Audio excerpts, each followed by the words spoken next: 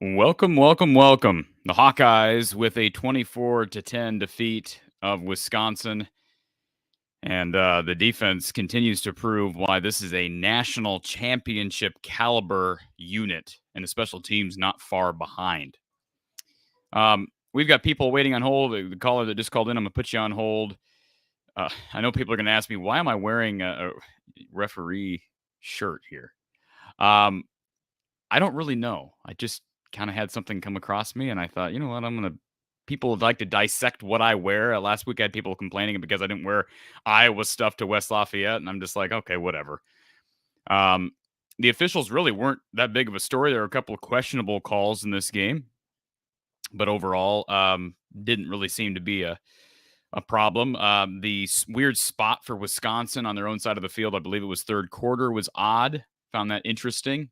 But overall, this is just, I don't know, choice of clothing today, I guess. I'm more in the old, I did do some officiating years ago, not obviously at a high level, but had this in the closet, so I figured I'd pull it out, one of the last chances to pull it out for football.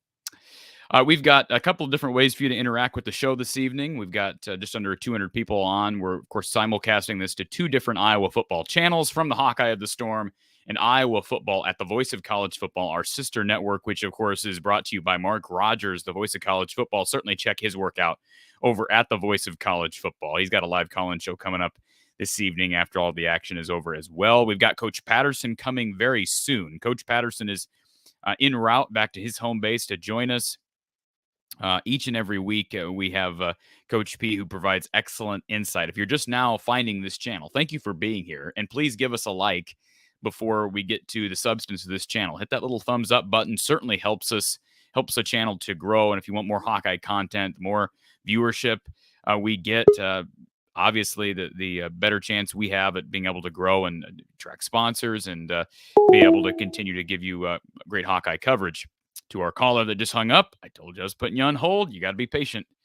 We've just got one phone line open. You can join by means of StreamYard. Click the link in the description below this video, whether you're watching on the From the Hawkeye of the Storm channel or Iowa Football. Let me get my camera fixed here. Either way, you can join by video.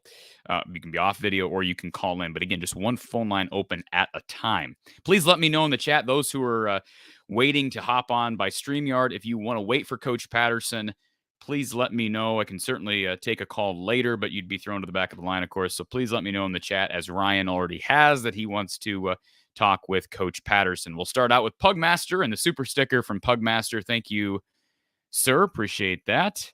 And I don't know what this show is going to hold. I don't know how Iowa fans react to this. I don't really know what to say other than Iowa wins and they're still in the race for a West. I've been accused of being a hater and people have questioned my fandom and do you really want Iowa to win?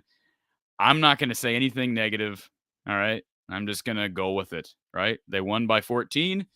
They get the monkey off their back, so to speak, with this rivalry, which Iowa has struggled in. They've struggled to beat this Wisconsin team, with the exceptions being 2015 on a fluke. I hate to say that. I mean, Iowa played really good defensively in that game, but a weird fumble at the goal line for Wisconsin in that game helped Iowa to continue that undefeated march. And then, of course, in 2020, the weird COVID year was just an odd situation. So anyways, I digress. Let's get to our first caller who has been on hold. Thank you for calling from the Hawkeye of the Storm. Who's on the line?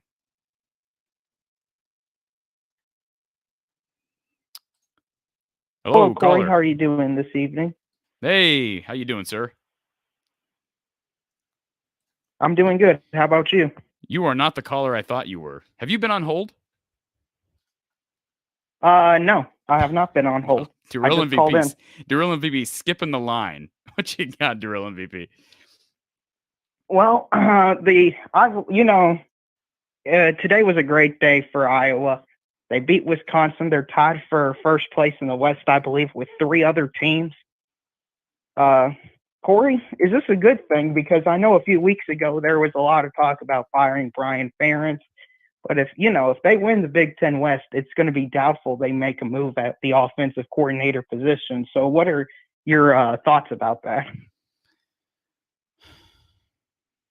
You asking me what are my thoughts about the fact that they're winning games and your statement that this means they will likely not make a change at offensive coordinator. That's your comment and question? That is my theory. That is my going theory with Iowa football. Yes. Well, as I promised at the outset of this show, I'm not going to be negative. I'm going to go the next 2 hours or however long the show is without being negative. So I'll say this. They won the game.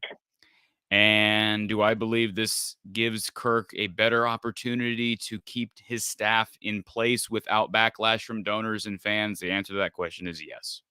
Whether you like it or not, the answer to that question is yes. And whether you believe it's right for a fan to root against their own team in hopes that that forces the administration or the head coach to make a change, the fact of the matter is the more you win, the less pressure on said head coach and said administration, whether you like it or not. So you're probably right, Darrell MVP. I know you're from the outside looking in. You're a Kentucky fan, and my condolences to your Wildcats. I don't know how in the world they lost to Vanderbilt today, but we'll talk about that at another time. Also, St. Peter's got pummeled by Seton Hall today, by the way. But yeah, no, I Thanks, think Corey. you're welcome. I think you're right about the theory. You can feel how you want to feel about it. Some Iowa fans would be just angry that anybody would think in those terms, but you're probably right. Yeah, I mean, I think that's the way a large section of people would look at it. I think a lot of people just look at the box score and look at the final record at the season and say this was a success or this is a failure. Oh, that's how I don't know how many people go into an in-depth analysis. Kirk Ferentz looks at 2 numbers: wins, losses. Those are the numbers Kirk looks at. So, I mean, maybe I'm just wrong in looking at the units individually, but that's how he looks at it. And they are 6-4 right now. They're bowl eligible. They will go to a bowl game. And one more game will guarantee them a winning season. They've got an opportunity to still win the West. The West is not very good this year. Not being negative, just stating a fact. The West is not good. Wisconsin very competitive, Corey. How about that? Very competitive. Very competitive. I don't know. It's actually true. I mean, 4 teams are tied for first. Well, because they're competitive with each other, but that. I think that's better connotation. That's more positive than not very good. The West is competitive with each other, but yeah, that's like a gang of rats fighting over a hunk of cheese in the sewer. I mean, like, it may be a battle for a while, but are we What are we fighting over? What are we competing over? But what it seems like you all are competing for is a gigantic loss to either Michigan or Ohio State. Listen, they got to go up to Minneapolis and win in Minneapolis next week. Drill MVP. That's a huge game. I encourage you to call later, but I don't want to hold up some other fans here. We got Coach Patterson coming on a little bit, so you're welcome to call back in later. Yeah, I appreciate you calling in. I just want to tell everybody to hit the like button, hit the subscribe button. Shout out to St. Peter's and shout out to Vanderbilt. Absolutely. I'm sorry, sir. Oh no, I've been through worse. You got Kentucky basketball, and I'm sure they'll provide some high moments for you. Well, don't worry, Corey. Next week, Kentucky plays Georgia, so there you go. That'll be fun. Yeah. Oh yeah, it should be. Thanks, Drill MVP. No problem. All right. Appreciate Drill MVP giving us a call. Let's throw James into the mix. James, welcome back to the show. How you doing? I'm doing absolutely wonderful. Iowa wins the game. Yeah. They're 6-4. Life is good. It's great to be a Hawkeye. That's all you can ask for. And I'm not going to try to be, I'll be negative sometimes, but I'm not going to try to be negative. No room for that tonight. One thing that did kind of frustrate me, though, was a couple of things. First off the spot, I almost got kicked out of my apartment by my girlfriend because I knew it was short when I watched it. I was like screaming at the TV. I was like, there's no way he got that. But I mean, they gave it to him. You almost got kicked out of your apartment by your girlfriend. Yeah. So your girlfriend came into your apartment and nearly kicked you out of your own. No. Like, we lived together, but she was about to tell me, like, go outside and, like, go somewhere else instead of, like. It's cold out. It's cold outside. You're in Cedar Rapids, aren't you, Alex? I'm at Waterloo. Oh, Waterloo. It's even colder. It's even colder up here for sure. But no. And then I kind of was upset at the time management in the first half because I felt like, why take a timeout? Why not just let it go to 11 and just let it? You know what I'm saying? Because like they took timeouts, which got him in that situation where I would have let the clock run down and then made them take timeout. Does that make sense? Because they took a timeout with like right away, so that's like 154, and you're up 11, and then they extended that drive. The timeout at the time. You're talking about the end of the first half. The timeout at the time was a little stinky to me. Smelled a little funky to me. It was a little kind of odd that you'd take a timeout there, but they followed it up with a pick six. Now you don't credit the timeout, I guess, but it was an odd decision. But I was talking about the second time when they got the ball and we were up 11, and then it was like 150 something left, and then he took a timeout right away. It was like we got the stop, and it was like first and something. And that was like second and like 8, and he took a timeout right away. And I was like, we just scored a touchdown. Why not? Because he was trying to get the ball back. I guess maybe I didn't catch that one. Yeah, he was trying to get the first time out. It was over 2 minutes to go. They called the first time out, and then they followed up with six. No. Yeah, I was talking about when we were down, when we were up 11, he took one like right away. Like, we stopped him. He took one right away. I was like, why not just let them run the clock out and go into half down 11 or up 11? James, Kirk Ferentz is a great man. I feel like prefacing everything with that because just be safe. Kirk Ferentz is a great man. I'm not saying he's not, for sure. Oh, of course. But no, what I was going to say on the subject of the timeouts, Kirk has never, as great of a man as he is, he's never been good with clock management. So I've been advocating for a while, not just they don't not only need to get a new QB's coach, and I've said in past weeks the offensive coordinator needs removed, and they need to find someone who can do the job better. They need somebody who understands clock management because that's an area that's going to come back to bite them when they become more competitive on offense and are competing in big games. That clock management stuff is going to bite them. And it has bit them in the past. When the offense was more competitive, and I'm talking like 2017, 18, 19, those Nate Stanley run offenses were more competitive. They had a number of clock management issues bite them in the butt. So that's a fair point. It just hasn't come into play as much because they haven't been involved in close consequential games this year. I mean, I shouldn't say consequential games, but I'm talking, you know what I'm talking about. I'm not talking about Iowa, Illinois, or Iowa, Wisconsin. Yeah. I feel like in general, though, in my thoughts, at least, I don't think they would have scored that touchdown because I think they might have just ran the clock out because they kind of seemed content to, like, go down 11 and figure it out, right? And then we took a timeout, and then that gave them momentum because they got first down after that. But maybe if they had to rush through it, they might have called something different because they had a timeout where they could set something up. You know what I mean? Kind of thing. That's the way I'm thinking. That's the way I at least thought of it. And then the Caden Proctor thing, I mean, obviously I told you about that. Obviously, we're not going to be a downer. And I do want to say this too. not being a downer. Actually, he did already have this visit scheduled. Like before he committed to Iowa, he already had an Oregon official visit scheduled anyways. So I don't know if it's maybe just he's just maybe not even weighing his options as much as he's also going on his visit because it already was scheduled. If that makes sense too, you know what I mean? Yeah, just so you're aware, I had a conversation with I'll just say somebody in Caden Proctor's circle. I spoke with him during the game, and he kind of gave me some insight into where Caden's mind is. So I'll share that later, maybe once we get Coach Patterson on. But I'll just say I'm not terribly worried yet on that front. I've never been 100% that Caden Proctor is coming to Iowa because, I mean, he's a 5-star kid and coming to an offense that struggled. But based on the conversation I had, I'm not panicking yet. Yeah, for sure. I mean, I'm not really panicking yet right now either. I know he did say something about he was going to schedule an official visit before he committed anyways. I don't know if that's what they said, obviously. He's just he's exercising all his options. He's keeping his I don't blame options. him, though. And frankly, I would do the same thing if I was him. Right. I know Kirk has kind of a policy where he's kind of, always been like, oh, well, if you commit here, I don't want you doing it. You know what I'm saying? Kind of, he's always said that. So I don't know how he feels about it, but it's whatever. But and a couple of more things, like everybody's ragging on you for saying your score prediction. And I'm going to be honest with you. You got to think about it. The offense really didn't do anything. So score prediction ain't all the way off because if we don't force any turnovers, we might not score anything. Because we...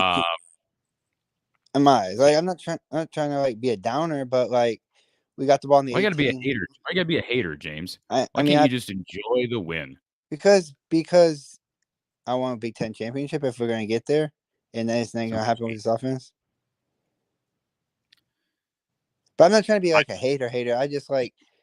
So I love the people. Hey, James, I love you, but the people that call in and literally bait. I'm not saying you're trying to bait me, but you bait me into saying something that then I get ripped later. I'm not trying to bait you at all. I just want to say I understand why your prediction was because I don't know what would happen. Wisconsin scored. Listen, Wisconsin scored 10 offensive points, and Iowa scored 3. That's how I look at it. Now, you give Iowa credit for converting on the short fields for the 2 touchdowns because they could have, I guess, settled for a field goal, but they had under 20 yards on both of those. Yeah. The one being the blocked punt, the other being the off the punt return by Cooper DeJean. So, no, you give the offense credit for punching it in. I don't have the final numbers in front of me.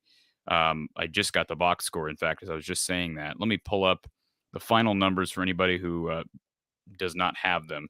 Final official box score from the University of Iowa. Iowa's offense finishes with, let's see, total offense 146 yards. And they averaged 1.2 per rush attempt. Again, that's net yards, so including sacks, which, of course, all these college numbers are factoring in sacks. 4.1 yards per attempt through the air, 94 yards passing. So, I don't know. You're right. I mean, that's what I'm going to say. You're right. The offense was not very good. I'll do my best. I'll do my best and not trying to be so downer, so like negative. It's just hard for me because I've watched Iowa my whole life. So then at some points I always nitpick stuff because when you see it for so long, it does get a little frustrating after a while. And like, hey, believe me, James, I'm not ripping you. Yeah, you're good.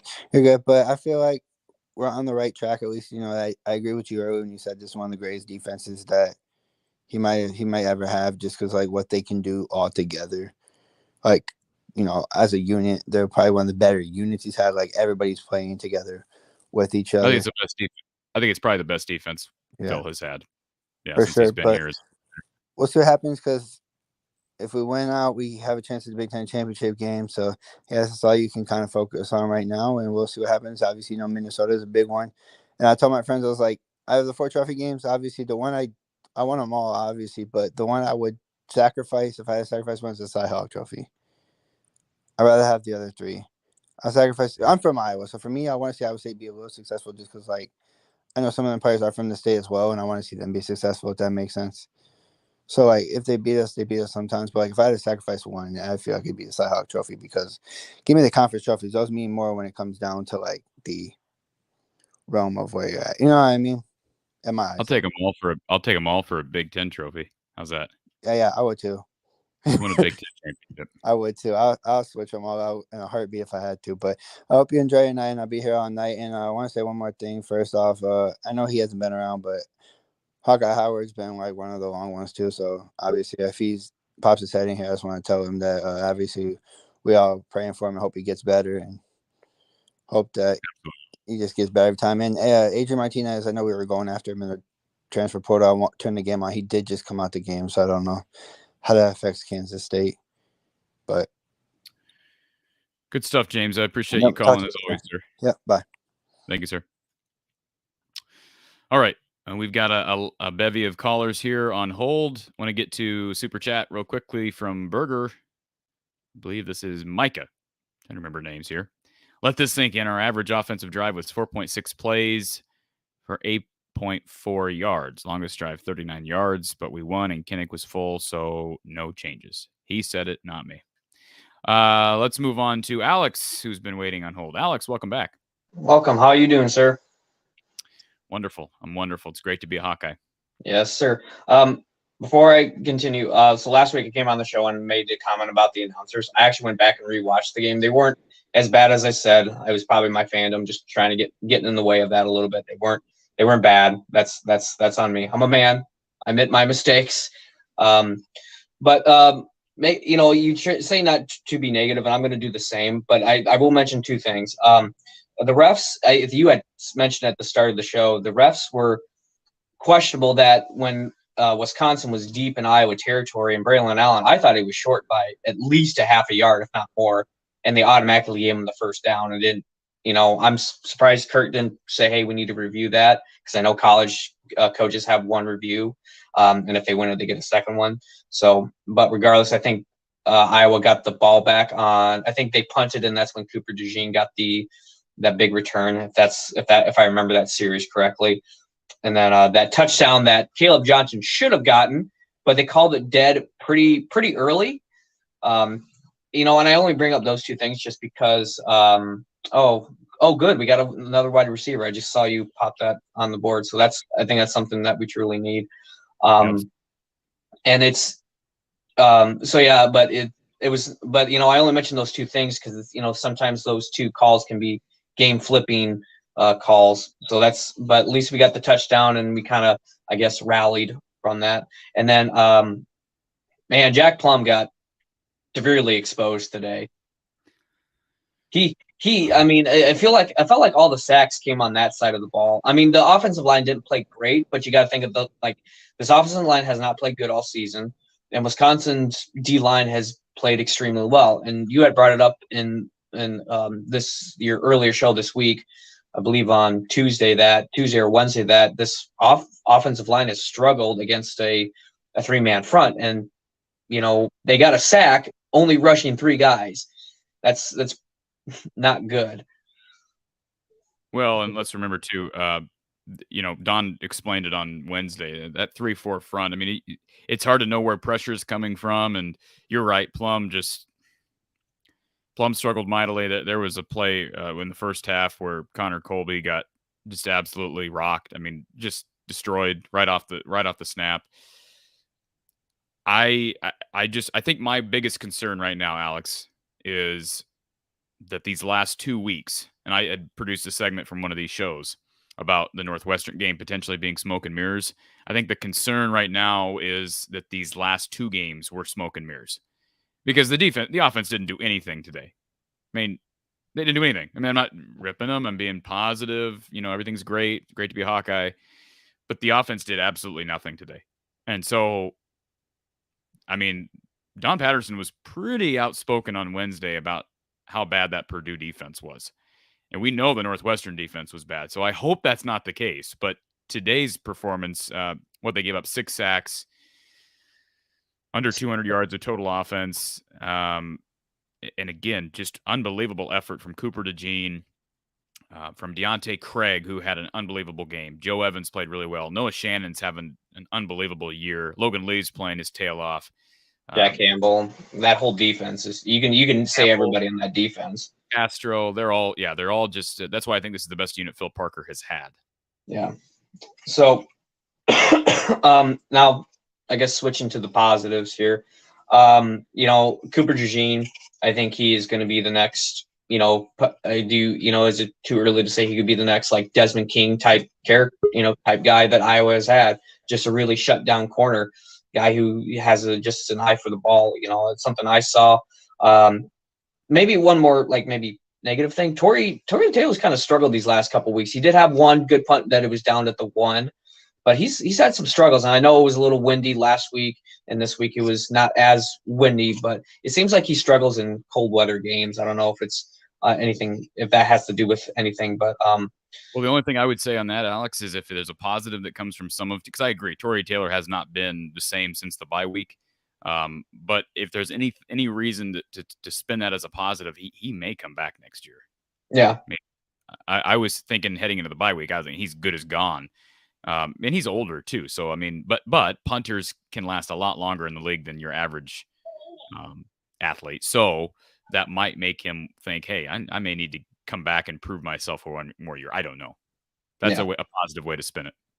But and I'm probably going to keep this shorter than what I normally do. I thought there was way too many commercials, maybe just kind of off topic. It was a punt. They had a repunt because of penalty, and another commercial. It was weird. I don't like the amount of commercials, and that's just a small gripe. But so here's a question for you, and maybe I'll talk about Minnesota. Do you think this team is kind of showing flashes of 2020 when they started kind of picking some momentum? I know the offense isn't producing that, and you got to look at Wisconsin's defense. They are a great defense. I think Iowa did find some room to pass the ball, but if they couldn't protect Spencer, then it was kind of a moot point at that point. But this team feels like they have a lot of momentum. I feel like this is kind of flashes of 2020, where they're kind of becoming a hot team right now, where they have a momentum and they're starting to roll. I'm kind of curious on if you see that or if you thought about that. I don't see that, and I don't see that because of one huge factor, and that is the run game. It's specifically the run game, because in 2020 they ran the ball at will almost the entire year, and they dominated teams and scored a lot of points doing it. And that was the one year their offense, I think the offense averaged like 4.5 per rush, which you think about that, that's a really impressive number for Iowa comparatively. And they couldn't run the ball for anything tonight. And now that I will say, I was wrong about the score prediction. Don and I were both right on that. I'll give us credit on that neither of us had confidence that Iowa was going to be able to run the ball today. Regardless of the fact that Caleb Johnson ran for 200 yards last week, totally different defensive front. And secondary was a lot better, obviously, because besides, I mentioned under 100 yards passing through the air for Spencer. I just don't see shit. The defense is going to win games like this, Alex. It's just going to win games like this. It won the South Dakota State game like this. It nearly won the Iowa State game like this. Nearly won the Illinois game like this. You could argue it won the Rutgers game like this. It scored 14 points by itself against Rutgers. Didn't look close, but if you take those two, 14 points away that the defense scored, that was a pretty close game if you compare the offenses in the field. So the problem with it, as you know, is there are also going to be results like Iowa State, like Illinois, where the defense cannot consistently make up for this offense week in and week out. And it did this week. I guess if you want to count on 2 picks, one of which was a pick 6, a blocked punt, a huge return off a punt. I believe there was another fumble that Wisconsin, I don't even know that. I guess I could look at the turnover numbers. But that production is unheard of. And Phil Parker, I give him credit. That's what's made Iowa great over the past 10 years is Phil Parker's ability to defy the odds, because the odds makers would tell you that it's not possible to continue creating turnovers and creating points with defense and special teams. And I should add LeVar Woods into the mix, like Iowa does it, but they've found a way to beat the probabilities, beat the odds year after year. That's why I think he's the best defensive coordinator in the country, and LeVar is one of the best special teams coordinators in the country. I just don't think, as you know, the offense is as bad as it's ever been, and they're 6-4 for a reason. If the offense was marginally better, they would be at least 8-2. marginally better, because they should have won the Illinois game if the offense was marginally better. They would have won the Iowa State game if the offense was marginally better. And if you want to say the Ohio State, Michigan games were clear losses, that's fine. But they would be 8-2 right now and clear favorites to win the West. And if you give this team a really good offense, I think they could have potentially beaten Michigan. And I mean, Ohio State, I wouldn't say that. I think Iowa would at least be 9-1 if Iowa had just a good offense at this point. But that's not possible, and it is what it is right now. But I don't believe we're going to see. I still would. I know people are going to say because I've missed 2 picks in a row. 2 weeks in a row, I've been wrong on my picks. I would still venture to say that Iowa will not win out. I think it's going to be hard for them to go on the road at Minnesota and win. Now, Tanner Morgan's down. That makes a big difference. But it's a whole new animal going up to Minneapolis, and they're still very much alive in the race as well. Yeah, and touching on that, and then I'll get off of here. I think Minnesota is very similar to Purdue. They have a pretty good defense. I don't think they have as good as defense. I think Wisconsin's defense is kind of surging right now. I was never really sold on how good this Minnesota defense was earlier in the year because of their competition, but they're still a great defense. I'm not trying to discredit them at all. But they have a very similar offensive style. They want to run the ball. They want to have the ball go through Mo. I can't remember if it's Ibrahim or Ibrahim. And their passing game, when Chris Altman-Bell went down, they haven't had much of a passing game. They're very similar to a Wisconsin. But the question is who's better, Minnesota or Wisconsin? So I think, defense is going to have to play the same way. Offense is going to probably have to find something to probably win. And I don't know if you said it or someone else I listened to said that it seems like Spencer plays a little better on the road since there's no pressure from the fans, from all the boo birds and everything like that. So I think he'll play a little better. So I'm not going to say they're going to win, but I have a strong feeling that they would win. Oh, and one last point. Your last caller, he was talking about the timeout. Wisconsin had the ball about midfield. Iowa called the timeout after they tackled for loss or sacked Graham Mertz. They called the timeout and then they threw the touchdown pass. That was what he was talking about with that timeout right before halftime. So, but otherwise, thanks again. Thanks again taking for my call, Corey. Appreciate being here all week. Kind of wish you did wrestling. I'm not a big basketball fan, but otherwise, I enjoy all your content. So keep up the good work. Alex, if I knew anything about wrestling, I promise you I would. I would. You did Iowa Penn State. You did pretty good on that one. Of course, that was a pretty big. I got ripped for doing. I did that. Did one duel last year and got ripped and destroyed because I knew nothing about what I was talking about, which was true. I don't know anything about wrestling. I'll admit that. Well, I appreciate it. As a wrestling fan, I appreciate it. So, again, keep up the great work, Corey. I appreciate you taking everybody's calls. So, thanks. Appreciate it, Alex. Thank you. All right, we've got Coach Patterson joining us very soon. In case you missed it, just said this a little bit ago. Breaking news here as we were on the air. 2023 receiver Jarrett Bowie has committed to Iowa. This was a must-need, or was that a term? A must-have. I guess that's the right term. Must-have for Iowa. Kid from Tampa, Florida, 6'3", $182. He's a 3-star kid. Iowa was down to having almost nobody in their target list at wide receiver. They went after a couple kids here late in the process, but this one was huge. He did have a couple other Power 5 offers, so that's noteworthy. Now, were those offers still available at this point in the cycle? We can't say for certain, but here are his other offers: Boston College, Duke, Iowa State, and West Virginia. I'm sorry. So those aren't bad offers. Again, we're talking about a kid who did attract some high major offers comparatively, or I should say, comparing him to other guys who are still on Iowa's target list. This was probably the best Iowa was going to do. And they've struggled to recruit wide receivers. We understand that. So here's a kid who's got size. He's got length. I have not looked at a ton of his tape. I know he was high on their list. Again, given the situation, given the timing here, he was high on their list. But kid out of Jesuit High School in Tampa, Florida. So that's a positive development. I don't think he committed due to the performance on the field today, because Iowa, I don't even know how many catches did wide receivers get. I know Reganey had one. Vines had a couple. I guess I could tell you here about the box score in front of me. So actually, Vines had 3 catches for 25 yards. Nico had 3 catches for 15 yards. Brody had that's it. So 2 receivers got into the action and they totaled 40 yards. So the struggles there continue. Wide receiver involvement's a problem. Not only a problem on the field, but a problem with recruiting. Do you blame personnel? I know people want to blame the fact that Iowa's had injury issues. Arlen Bruce IV didn't play today. Keegan Johnson didn't play again today. But again, it is what it is. They've struggled to recruit at those positions, with the exception being Keegan Johnson and Arlen Bruce. All right, we've got callers on hold. I believe our phone line is open. So if somebody wants to jump in the phone line, you're welcome to. But in the meantime, let's get to Jared, who's been on hold. Jared, welcome to the show. Hey, Corey. How you doing, man? Hanging in there, Jared. You got the win, and it's great to be a Hawkeye. Absolutely.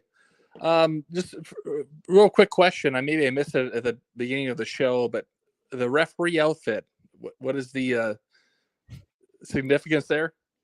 I just knew people had been reading into what I wear at games and on these post-game shows, so I figured I'd throw everybody for a loop. Well, I like that. That's a nice touch. I did do some. I was saying earlier, I did do some officiating briefly for some part-time work years ago. So figured I'd pull it back out of the closet. It's been a while. Well, kind of ironically, there weren't many penalties today, because I watched the Purdue Illinois game, because that was very pivotal for the Big Ten West final standings, and that was fraught with penalties. I don't know. Did you watch that before the Iowa game? I did not. I can tell you the number of penalties today, since you brought it up. Penalty yardage. So Wisconsin, 5 penalties for 40 yards. Iowa with 3 penalties for 20 yards. No, officiating was not really much of a storyline in this game. I thought it. I mean, I don't know how to say this without sounding negative. I promise I'm not trying to sound negative. This was one of the most boring games I've ever watched in my entire life. And that is saying a lot when you think about the Hawkeye season, right?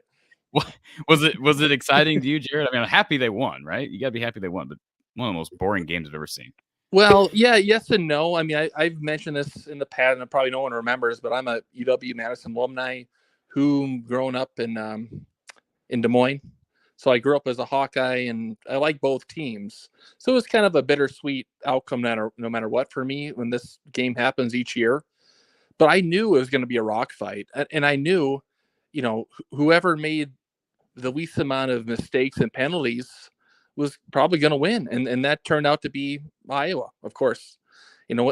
Starting with that block punt, which turned out to be a fast score. And then the pick six that was Moss, right? Yeah. No, it was DeJean. Oh, DeJean, yeah, right, because he had just the game of his life, of course. So those are the types of plays with this version and vintage of Iowa team that they are opportunistic and win games on. Yeah, I mean, this was the epitome of an Iowa win. It's what they do. It's like I said. I mean, they found a way to lose those Illinois and Iowa State games, because again, the defense and special teams, there has not been a game where those 2 units have been bad. Now, they struggled to stop the run against Michigan and Illinois, but heck, the defense gave up 9 points to Illinois on the road. That should have been good enough to get it done, regardless of their struggles on the ground. And since the bye week, the Iowa defense has stopped the run really well. So no, I mean, it's unbelievable the production that you're getting out of those 2 units. Yeah, and I think you said on your prediction this week, you said how if the Badgers can get 175 yards a game, they're almost undefeated type of team. And obviously the Hawkeyes stymied them in the run game, and overall in the offense, they couldn't move the ball whatsoever, and neither could the Hawkeyes. But Spencer Petras would just sit back and take sacks, and outside of that one fumble, I mean, it wasn't too detrimental to the overall course of the game. Yeah, no, I'll say this: if you're Kirk Ferentz, you're probably looking at the stat sheet and saying, "Okay, Spencer struggled, but he didn't throw a pick." Right? Yes. I mean, he managed the game, and he didn't lose the game for them, and that's, in a game like this, that's all they needed. That is a terrible Wisconsin offense. At least it was today, and I couldn't believe Graham Mertz. I mean, the guy can't throw. I mean, I can't imagine being a Wisconsin fan. You imagine the Wisconsin fans who were yelling for him to be benched. And I know they were yelling earlier in the year, but he had something going on. I don't know if it was physical, what was going on with Graham Mertz in this game, but he could not hit the broadside of a barn. So in a game like this, that's what you need as a game manager. And I suppose Spencer Petras was that today. He wasn't anything special, but he didn't make a costly error, a pick six, anything that would have gotten Wisconsin back in the game. Yeah, and like I said earlier, I am a Wisconsin fan, and I can speak on behalf of other Wisconsin fans that we are depressed, and we are disappointed entirely with, the expectations that Mertz was supposed to have, and much like I think a lot of Petras supporters would feel like, it didn't work out, and it's complete impotence, really, and you kind of hope he transfers it in this year. Well, we'll see. I mean, I know there were rumors that he was going to transfer last year. Wisconsin went after Caleb Williams and swung and missed, and he's stuck there. But, yeah, it'll be interesting to see decisions from Petras and Mertz here in a few weeks. Yeah. And then last question for you, Corey. I think I brought this up one of the previous times. But once again, really, Brian Ferentz is going to walk off the field kind of smelling like roses. However, if you analyze the game, it was another very bad performance by the offense, and I think a lot of Hawkeye fans tonight even who called in have said this, but he's just going to kind of be his performance as the OC masked by a win where he in the offense again underperformed. Can't argue. I mean, you're right. It's the same. I think a lot of fans. I'll say this, Jared, and I'll let you slide. A lot of fans would be content with moving forward if they knew that Brian was not in the works for next season. And I've said this a number of times. The concern is that the number of wins will influence Kirk's decision-making on moving forward with Brian. And I can't tell them they're wrong. So if you could tell me right now that Brian was going to move on to the NFL or he was going to go somewhere else and not be in the works next year, fine. You hope that the concern is that Iowa's offense improves just enough to where, you continue with the same plan heading into next year, and the same plan doesn't work. It doesn't. I mean, we were hoping that these last 2 weeks indicated improvement, and if they did, this was a massive step back today. But as Kirk would always say, they won the game. They're 6-4, and they have an opportunity to be 9-4. They could win 3 more and win 9 games with one of, if not the worst offenses in the country. That's a fact. So I don't know. I'm not going to dissect it anymore because fans have to take it how they want to take it, and they have to form their own opinions based on the facts. And my opinions are my opinions, but I know I can see people in the chat very, very polarized right now. This is a polarizing situation. There's some people that would say you should never complain after a win. Now, that's what they say. And then there are other people who say, look, they beat a Wisconsin team who's down. The offense is still terrible. This is the same old. We're settling for mediocrity. I'm not going to tell either side they're wrong because they both have points that are valid. Yeah, you're 100% right. Yeah, it's truly head scratching, but that's where we're at, I suppose. But thanks for the call, Corey. Love the content, and looking forward to Coach P. Thanks. Thank you, sir. Appreciate the call. All right, we've got Coach Patterson here in the next few minutes joining the show. If you missed it here a few minutes ago, breaking news as we were on the air: 2023 wide receiver Jarrett Bowie out of Tampa, Florida, has committed to Iowa. Much needed add for Iowa in that class of 2023. He is the second wide receiver to commit. The first being Alex Mota, former quarterback from Marion, and so now they've got 2 guys, one with both guys with decent size. Alex Mota considered to be more of a speedster, and will be good to get another body in there because they've struggled just to have guys on scholarship available this season. Let's get to OS for Hawks. OS for Hawks, welcome back to the show. Good evening, Brady. Or Corey, sorry. I'll go by Brady. I had Tom Brady in my brain for some reason. Uh-oh. Yeah, was right. Love that the Hawks won, obviously, and to continue on trying to be positive.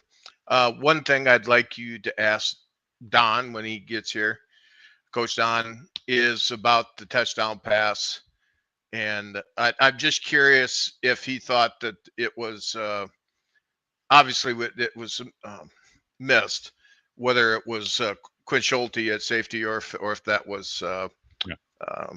Moss's responsibility. Great question. Great question. Just- I've got that noted as well. I wanted Okay, to ask him the yeah. same thing. It was clearly a blitz. It's clearly a blitz that was picked up, but I'd like to know, like a zone blitz that was picked up, and I'd like to know whose assignment was botched there, because you don't see that very often with Phil's Right. secondary, but you also don't see Phil blitz very often in that situation. And Yeah. he rolls the dice here or there, and it burned him that time.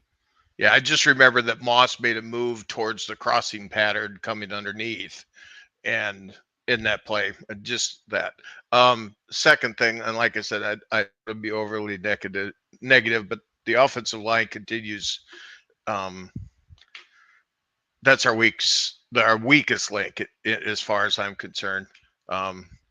The other question I was going to ask is the guard that got hurt. I didn't see anything else in the broadcast. Did he come back into play or? Yeah, Bo Stevens. I don't know that he did. I saw Tyler Ellsbury out there quite a bit late, so I'm guessing he did not return, but I'm sure Kirk has commented on that. I haven't seen the post-game press conference, but yeah, that did not look good. Whatever it was, it looked like almost something above the shoulders. I don't know if he got his. I don't think it wouldn't have been something tooth. I don't know what it was. It looked like something happened when he planted, when the hit was coming. When he planted, did something happen? Like he was holding his head, but I could be wrong. Yeah, I don't know either. Cooper Jazeen played a fantastic game. He's still going to need some work. Of course, he's young in the secondary. He'll get much better. The other thing that I wanted to make one comment about was in the running game. I thought it was kind of suspect that early in the game, Caleb didn't get very many touches in the first couple of series, and I was not understanding why that would be. So, yeah, that was a little strange, wasn't it? Yeah, they trotted Gavin out there early, and as the game went on, they kind of just shifted over to Caleb. So I don't know if that's throwing Gavin a bone or if Caleb was in the doghouse or something. That was a little strange. I noticed. Yeah, I mean, the guy got 300 yards in the last 2 weeks, and in the first couple of series, he's not out there. One of your what I would call your weapons. And the only other thing I want to bring up is the third down play where we had 3rd and 1, and there was your throwaway down, Corey. We went for the pass and we got sacked. Wait. Say it again? 3rd and 1. We went to throw the. That's not a waste down. 3rd and 1 is not a waste. I think it was, because I think the plan was the only reason they went to throw was because they were going to go for it on 4th until he got a sack. And whatever. It's no big all deal. I know is, once again, I'm just listen.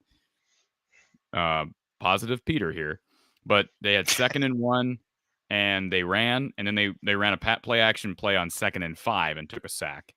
But again, I only counted one true waste down on 2nd and 1. Maybe yours was a waste down if they were planning on going for it on 4th, but regardless, I still don't understand the lack of not trying to take advantage of waste downs, but we've beat that horse to death. Yeah, and the one last thing to end on positive, Deontay Craig, every time that guy's in the game, he makes plays. I've said it before in other broadcasts. I'm super impressed with his play. I'm impressed with all of the defensive line. They played a fantastic game, but every time he's in there, he makes a play, whether he makes a sack. He had a block punt today. I mean, the guy's making plays. Go Hawks. We won. That's all that matters. Thank you, Corey, for taking my call. Thanks for the call. Paul, in response to Paul here, he says, so much crow for some of y'all to eat. People said we wouldn't win another game. People said we wouldn't go to a bowl game. People said it's just Northwestern. It's just Purdue.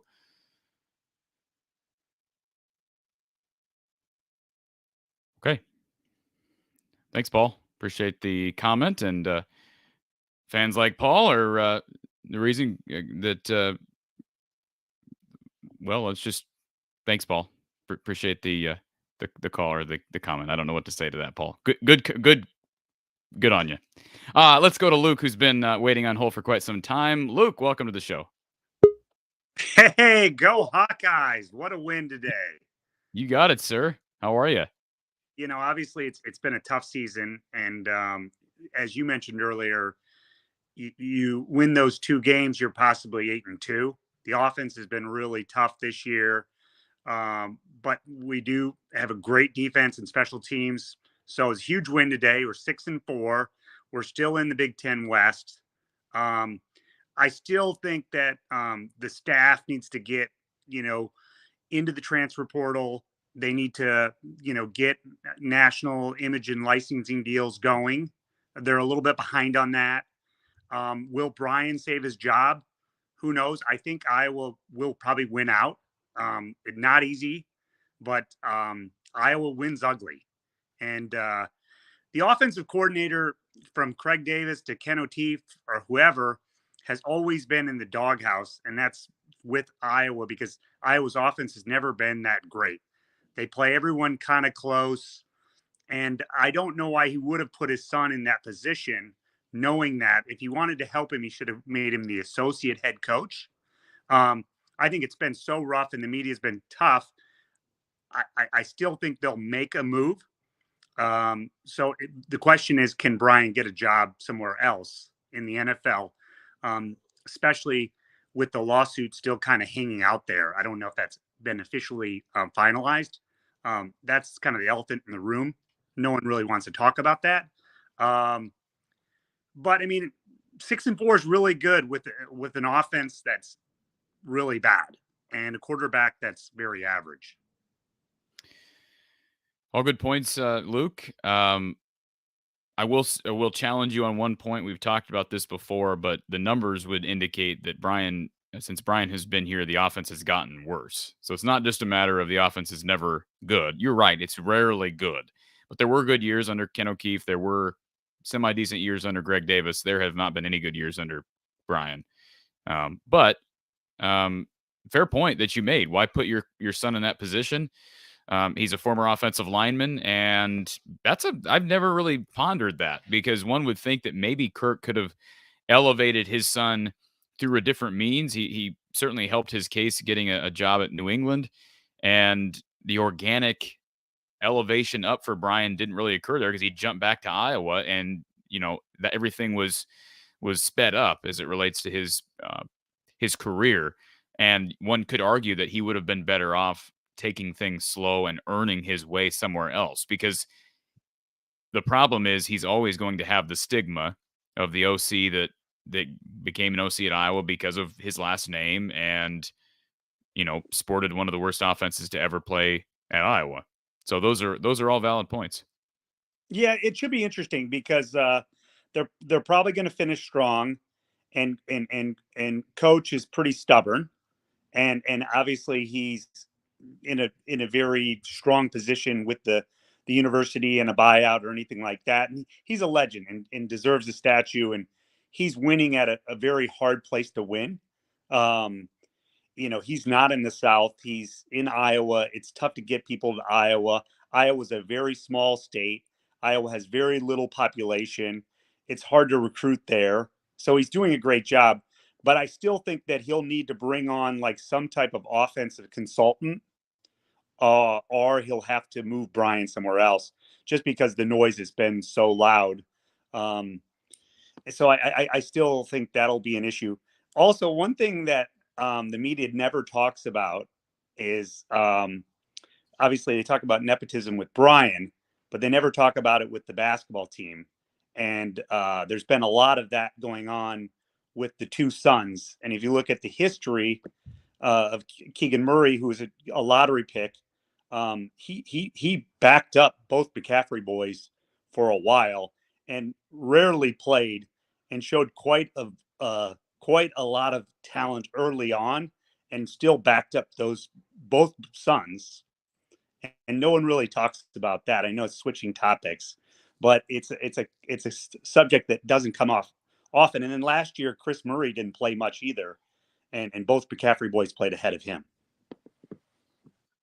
The difference is, Luke, the McCaffreys are Power 5 Division I players. Brian Ferentz has not proven to be a Power 5 offensive coordinator in any realm. That's the difference. Good point. I mean, nepotism. Luke, I've thought about this. I've thought about it in recent weeks. Is the fact that Patrick and Connor, the fact that they have been allowed to be on scholarship, or I should say, picked as scholarship players over potential other potential suitors, is that nepotism? By definition, yeah, you're right. It is. My only thing on it is I've never considered that Keegan Murray. I mean, Keegan Murray was really good as a freshman, and as soon as he hit his sophomore year, he was the feature of that offense. I mean, he was a true sophomore, Luke. So I can kind of see where you're coming. Is it nepotism? Yes, but as I've talked about in the past, sometimes nepotism works out, sometimes it doesn't. And you better be sure it's going to work. And I think the thing you got to admit is that Fran has 2 children who are on his roster who are good enough to where we're not really talking about that actively. Because Connor is a really good basketball player, and Patrick might be the second best player on this team right now. Do you disagree with that? That No, Patrick might be the second best player on the team? Player and definitely has earned his minutes. I think Connor, I'm not sure, he's a good passer and he plays some decent defense, but I think he's gotten a lot more minutes under a father who has influence. And I would say that's nepotism. So, I mean, and no one really talks about it. Patrick, he's kind of a slasher and he's earned his minutes and he's a strong player. And I think he'd have other options. I don't think anybody in the Big Ten would want Connor. And I'm not sure you and I or Drake would want him. Okay, you and I will, Luke. You and I will agree to disagree on that.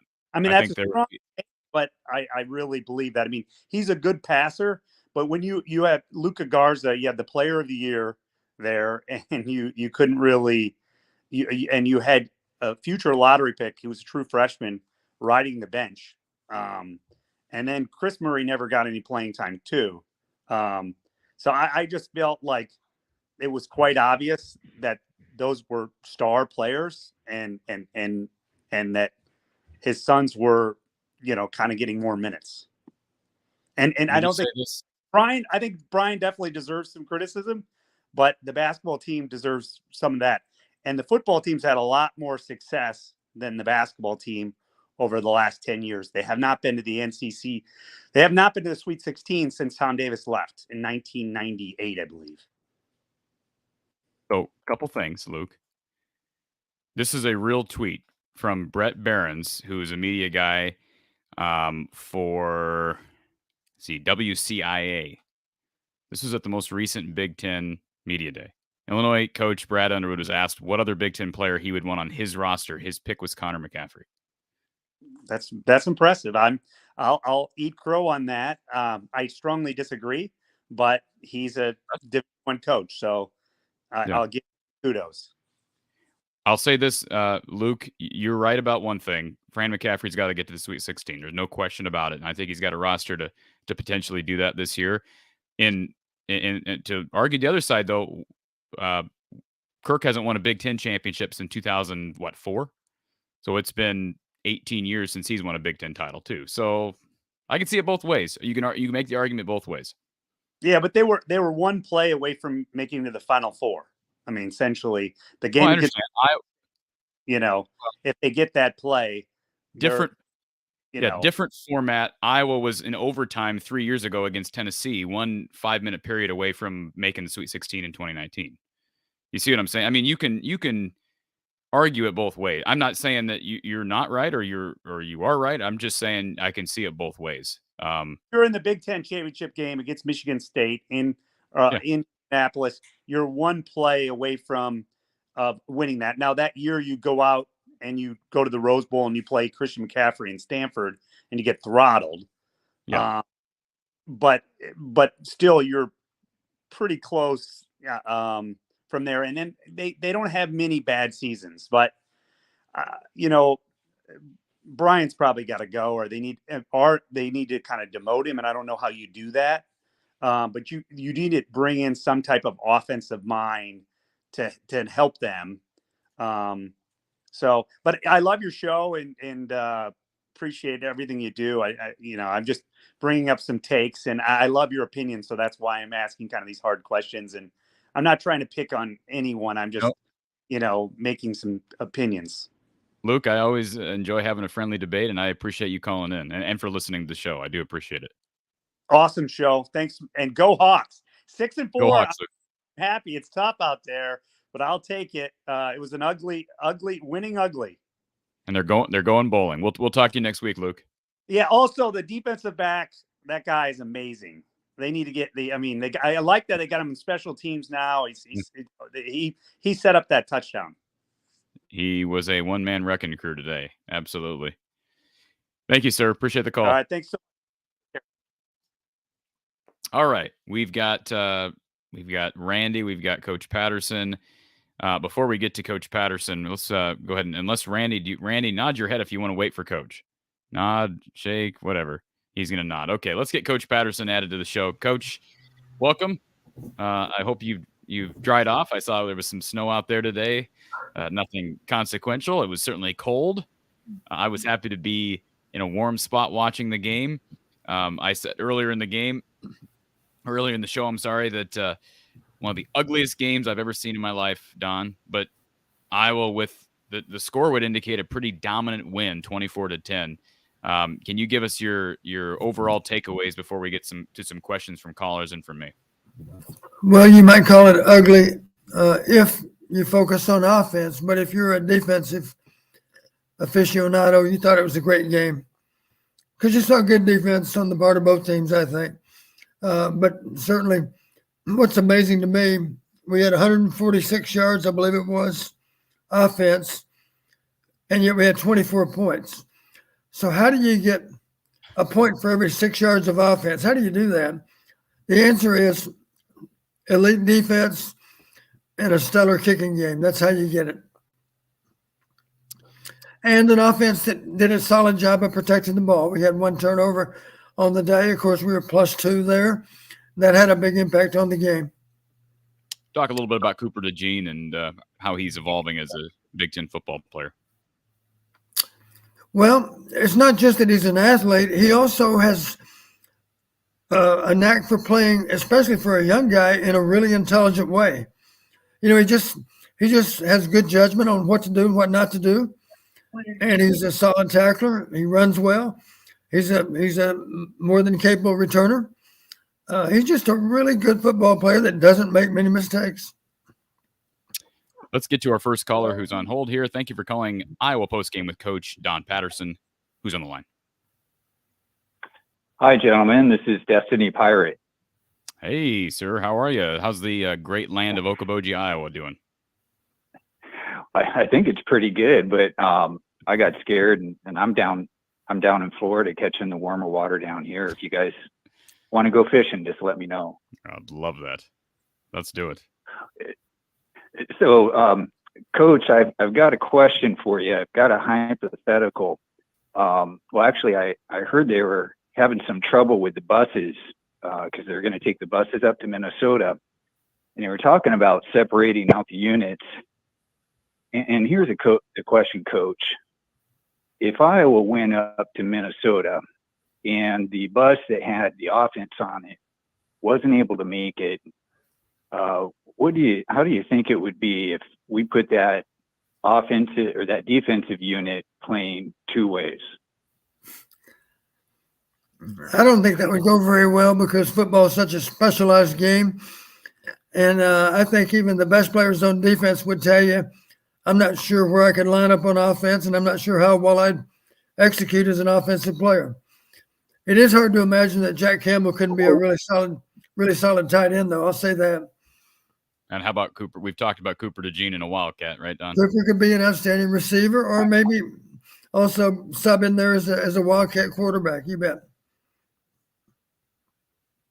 Well, and you guys see where I'm going with this. Boy, that Corey, you're not being negative if you state the facts, but to be positive, I'd rather talk about this defensive unit and how well they play defense and how well, heck, they might even play offense better. But yeah, what a great defensive day. And I'm going to throw one other question to you guys or to Coach.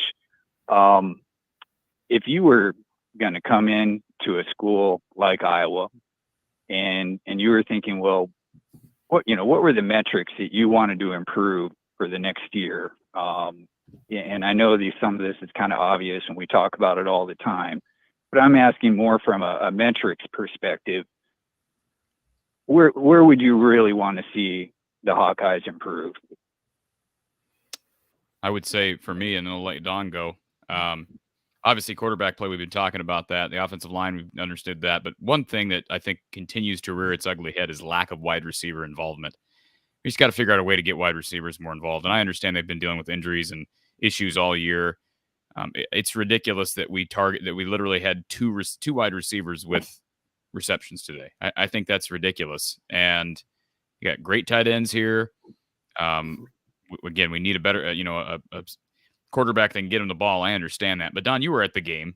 I'm assuming there are plenty of opportunities for Iowa to get the ball to wide receivers where Spencer's just not targeting them. Am I correct in saying that, or guys just not getting open? Well, early in the game, I remember a play, and I'm sure it showed up this way on TV also. I think it was a critical down, as I recall. I think it was 3rd and long, because it ended up as a conversion for us. But the first receiver he looked to was Sam. And he really agonized about throwing it to Sam. And then as time went on, he looked back inside and found Nico. I just thought that was a good sign because he has so much faith in Sam. He looks to Sam. Sam happened to be his first option. He did wisely pass on that option and threw the ball to another receiver that was much more open, in part, of course, because he was staring outside at Sam. So I thought that was a good sign that happened early in the game. But in general, it's hard to imagine that we couldn't engineer more passing concepts to give receivers a better chance to play a more prominent role than what they do. Absolutely. I would agree. Don, would you have anything else to add to that as far as one metric that you would hope to see vast improvement from this year to next? The other thing that would come to mind for me is simply a more aggressive attitude toward play calling. The understanding that it's okay to try to make things happen on offense. It's okay to use waste downs. It's okay to go play action on 2nd and short and take a shot down the field. Matter of fact, it's not just okay. I would strongly recommend that we be a better team if we do those things. So that's my disappointment, is we're just not very aggressive with our play calling as an offense. We simply don't challenge a defense. We do have great faith in our defense and our kicking game, and that's deservedly so. But obviously the offense, if they could help out more than what they do, then the sky really is the limit. And right now they're not really holding up their end of the deal as well as they might. And I want to ask you this question, and then I'll get back to Destiny Pirate and see if he's got anything to add. But Don, we've agonized on the waist down conversation, and I'm going to ask you this question. I'm not being sarcastic at all. But what would be the reasoning? And I asked Brian Ferentz this question after week 1, but now we've had a huge sample size to look at. What would be the way that an offensive play caller would reason why he refuses to try to take advantage of waist downs? Once again, we have 2nd and 1 in the first half. We run the ball. I'm confused as to the theory. They actually went play action on a 2nd and 5 today and got sacked. Right. Let me say this: you're less likely to get sacked on 2nd and 1 Correct. than 2nd and 5. Sure, of course. Right. So I'm just trying to figure. I'm not trying to rip Brian. I just want to know. I really want to know why do we refuse to go play action on 2nd and 1? I suspect it's tied into the fact that we don't have confidence that we can get a yard when we absolutely need a yard. In other words, they're not sure they can convert on 3rd and 1. So they don't want to go incomplete on 2nd and 1. I suspect it's lack of confidence on our ability to gain a yard on a critical down. But we're confident. We're confident we can gain 5 on 3rd and 5? No, we're not confident of that either. Okay. So why go play action on 2nd and 5? You're ahead of the chains. Right. I understand where you're coming from, but I think that's why we routinely run the ball, it seems, on 2nd and short. Okay. Because we're not sure we can convert on 3rd and short, and we're afraid we might go incomplete with whatever pass we might throw on 2nd down. Well, it's just not good football. Destiny Pirate. Well, I'm not surprised waste downs came up. That's everyone's favorite topic. I just looked something up, and depending on what happens at the bottom with New Mexico and Massachusetts, it looks like the offense might be last place again. And because of Illinois, depending on what happens with Michigan, at least in terms of yards per game, the defense might be number 1. Yeah, it's incredible. This is going to be a historic year with the difference in offense versus defense, because the offense did not help the numbers today. My guess is, Don, they I don't know what the numbers are, but they may go from 129 in the country back to 130 or 131 because they were 2 yards per game and about 143 total. Yeah. So, or I'm saying 2 yards per play and about 143 for the game. Yeah. 148 to be 146 rather to be precise. I've got the numbers here in front of me. Thank you. Here's a key, Corey. We talked about it early on. I think you might have even asked me, can we win the game if we rush for less than 100 yards? And I thought a little bit, and I said, I don't think so. But then I did qualify it. I said, what's more important is simply that we don't have to outrush Wisconsin, but we do need to be close. If it's only a 20 or 30-yard differential, of course we can beat them. If it's a 100-yard differential, we're in trouble. Well, it turned out, I believe on our last carry, we actually passed up Wisconsin. We ended up with 52. They had 51. So to hold Wisconsin to 51 yards rushing is amazing. Difficult to do, and yet we did it. Absolutely. Destiny Pirate, anything else? Do we know how that looks going into Minnesota? Coach, you have any predictions as far as that rushing metric between the two teams? Well, I think the same thing applies. We don't have to outrush Minnesota. I think there's a lot of parallels between Minnesota and Wisconsin. Don't have to outrush them, but the numbers need to be close. So if we can be within 20 or 30 yards of Minnesota's rushing attack with our own rushing attack, I'd say we have a great chance to win the game, even if it is in the Twin Cities. The numbers say that Minnesota has a better defense than Wisconsin. That's what the numbers say. Minnesota's defense is very, very good. And their running game, if anything, is better, not because their back is better, although he's an awfully good back, as you know. But I do think their offensive line is probably better, I think, than Wisconsin's. I say that. I don't know that for a fact. But I do know they ran for 300 yards today, and that says something right there. Yeah. That sounds good. Well, I've got one for you, Corey. I hope you're not a poker player. No. You don't have a great poker face. and I'm saying I don't think you're being negative. You're just kind of wanting to point out some of the facts, and some of the fans give you a hard time for that. Yep, I don't play poker, so that's probably a good thing. Well, that's great, guys. I'll let you guys go, and it looks like there'll be a bowl game. I wouldn't be surprised if they went out. They might invite them down to Florida again. Gator Bowl, Outback Bowl, they always bring them down here. And, as frustrated as I was last year sitting there watching the Kentucky game and, watching the offense go backwards and the defense play great. I'm a Hawkeye fan. I'd definitely be at that game. So if you all make it down here, let me know. All right, sir. Appreciate the call. Thank you. And just for the record, Corey, you got a voice for radio and a face for TV. Hey, Don, look at Don showering. That's a winning combination there. Appreciate that, Don. We're going to put our next caller on hold.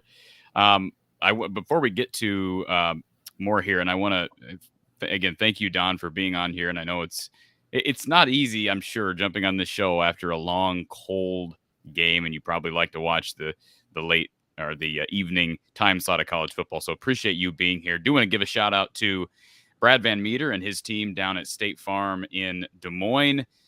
See how Brad and his team can help you save hundreds of dollars potentially on car insurance each year. 515-256-6480. 515-256-6480. Excuse me.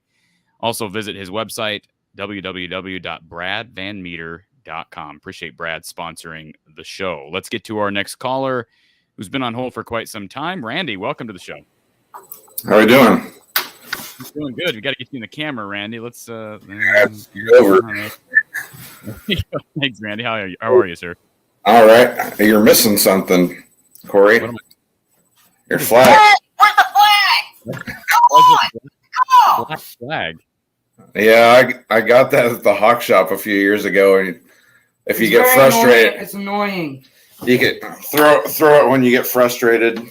The only thing I can't figure out, I thought it was supposed to be a yellow flag. Yeah, it's supposed to be, but So a everything's black flag, they might not see it. that's true.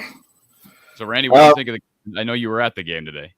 Yeah, it was pretty cold, but I hated it. We left early. yeah, my son got a little bit froze out, but it was good to get the win. I really wanted the Wisconsin win, but You and a lot of people. yeah. I'm not going to eat any crow like the guy that was on here earlier saying that there's a lot of people, Hawkeye fans, eating crow right now because we won a couple games, but our offense still is not up to snuff. It's still very frustrating to watch the offense, and we've only got. I don't know whether was Arlen hurt today. Did they announce that ahead of time? Yes, he was out due to an injury, and I don't even know what the injury was, but I know he was out due to an injury. I know it seemed like he left the game at one point last week and was holding his shoulder or something, but maybe that's what it was. Yeah, that doesn't help business, does it, Randy?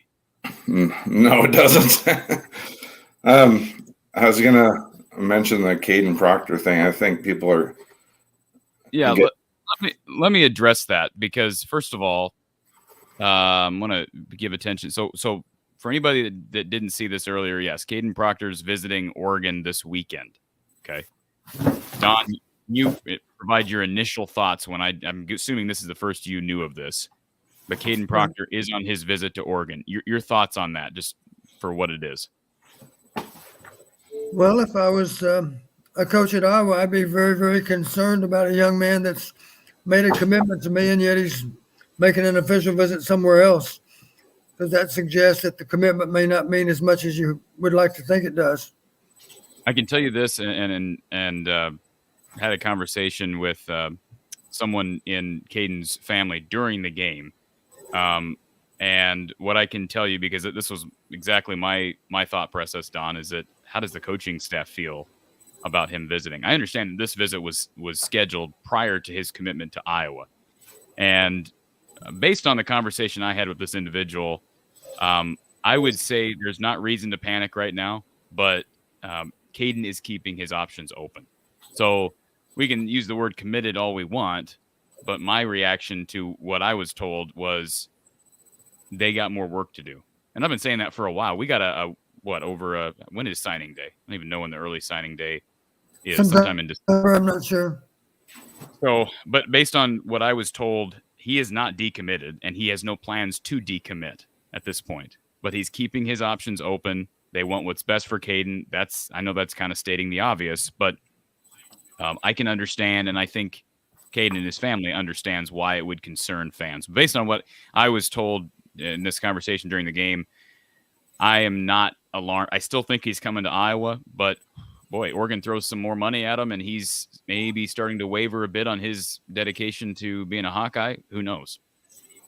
I would say this, Corey. I wish I had $1 every time a young man, whoever he is, committed to us, Iowa Hawkeyes, and canceled the rest of his visits. That's how it typically happens. Well, how often do you get 5 stars committed? And it doesn't matter whether he made that visit. He set up a visit schedule, and maybe we were the first visit or the second or third. But regardless, if he committed to us, he typically canceled the rest of his visits.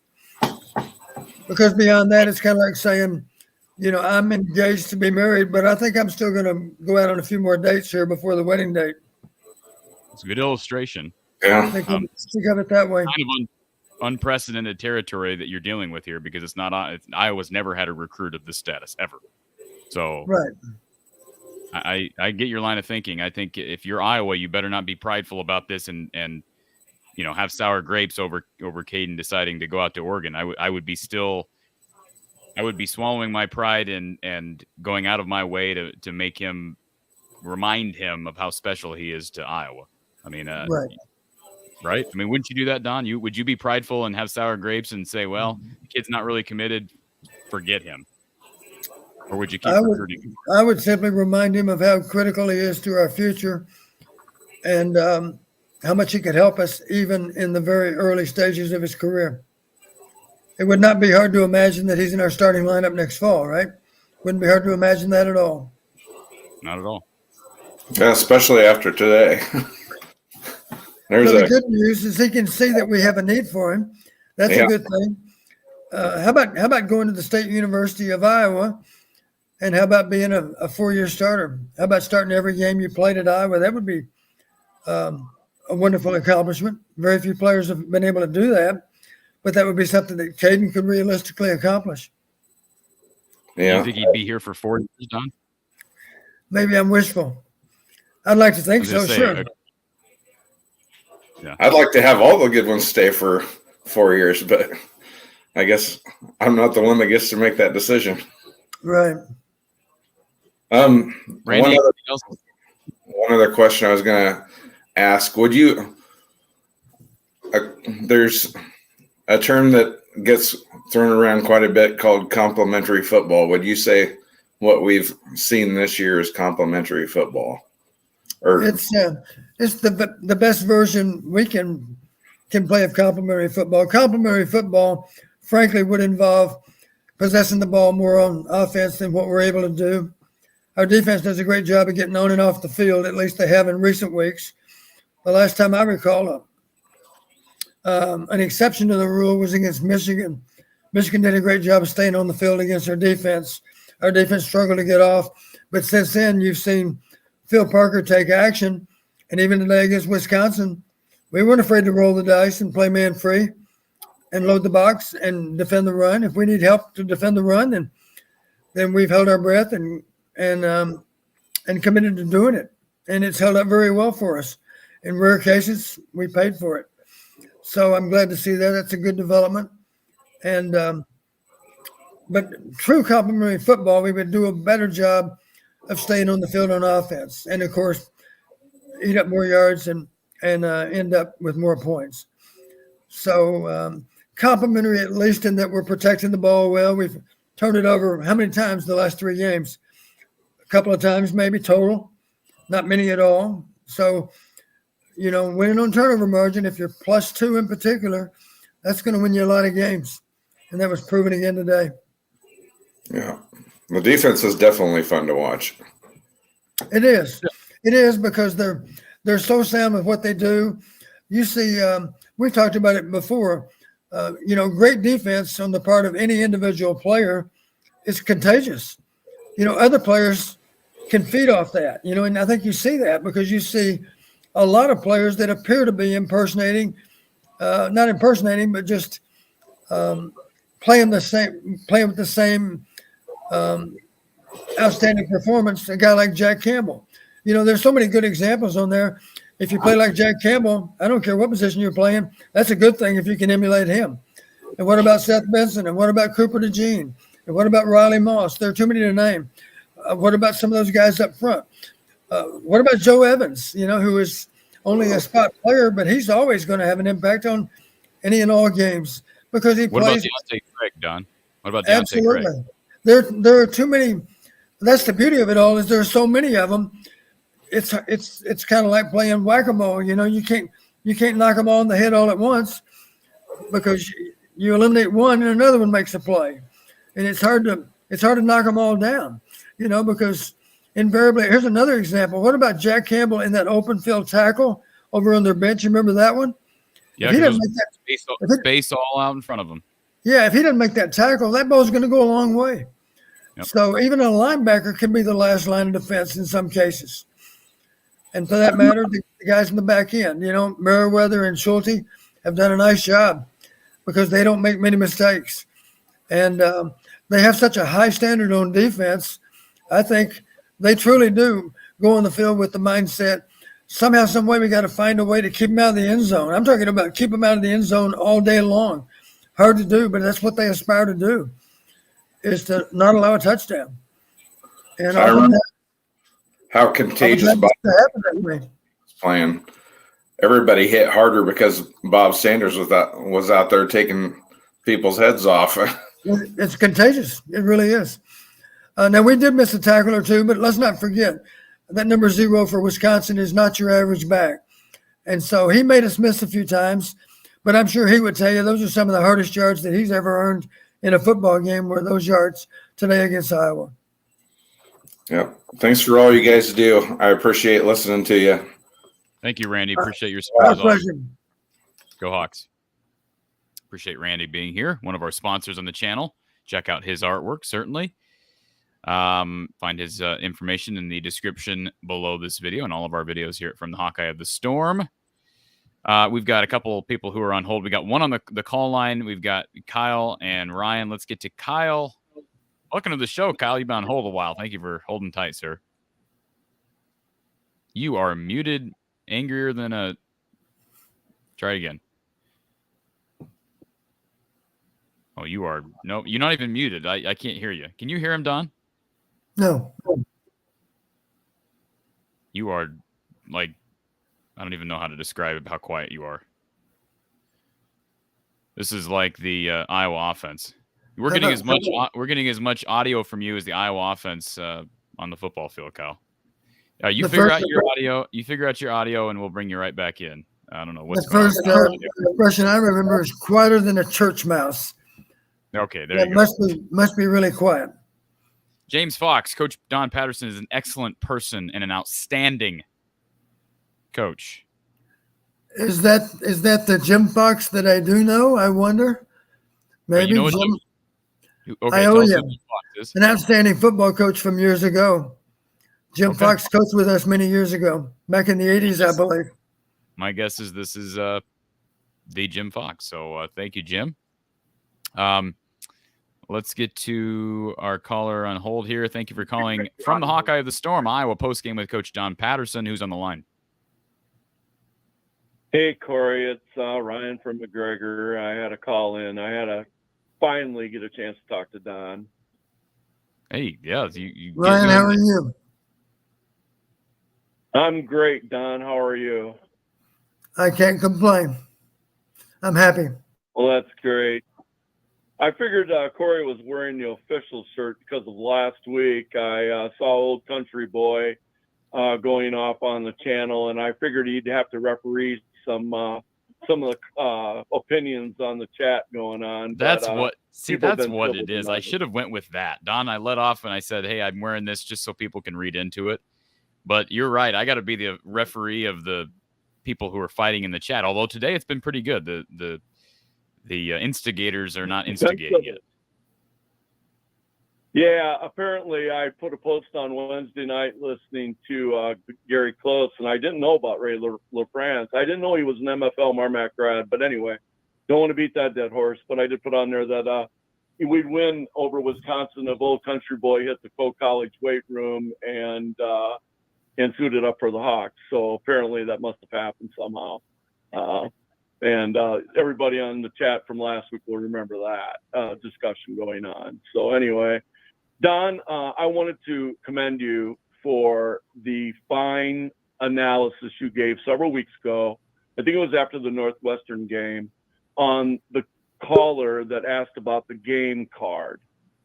What you explained during that call was exceptional. That is the best explanation of a game card that I have ever heard. And I have always believed that what we lack at Iowa are contingency planning. And I have been bringing this up to Corey and to you on the chat and throughout I don't know, the Ferentz era, really, because it's very one-dimensional what we do. And I understand that Kirk and Brian are committed to the zone running offense scheme. I mean, I understand that's 80% of Iowa's base offense. I get that. And I know that they feature the bootleg as, to be balanced between the pass and the run. And Kirk has been committed to that. And he said so when he was hired the very first day. And he has stayed consistent with that. And when it works, it's a wonderful thing to watch. So I get where the loyal Iowa fans or the supposed loyal Iowa fans are that really embrace the Iowa offense the way it is. But the problem is there's situations during the game, and you've articulated this the best of anyone I've ever heard, that Brian fails to really put in a play that fits the situation of the game. And it involves not only the 4-minute and the possession and the field advantage and all that, but I think you nailed that on the head. And I think the frustration that the Iowa fans like me have with Iowa isn't so much with Iowa's base offense. It's the fact that they just can't add plays for the contingencies, the situations during the game that would really put them in a much better place to win. And that's all. I think just this bronze style and not incorporating any finesse or just doing an exotic, as they used to call it under Coach Fry, is what's lacking. And I think that's the frustration. And I'll hang up now and let you guys talk. But thanks for explaining that. And I think that that's what it is. And I don't think that it's going to change. Unfortunately, I think Corey's right. I think Kirk will double down, but it's too bad because just with a little tweaking here and there, they don't have to really replace the whole offensive scheme. They just need to add some special plays for situations during the game that keeps your opponent off balance. That's it. I'll stop. Thank you, Ryan. Appreciate the phone call. I appreciate those kind words, Ryan. And since we're talking about a call sheet, let me share with you, Corey. I was explaining to one of our former players just last night. I had a speaking engagement, and he was there at the event.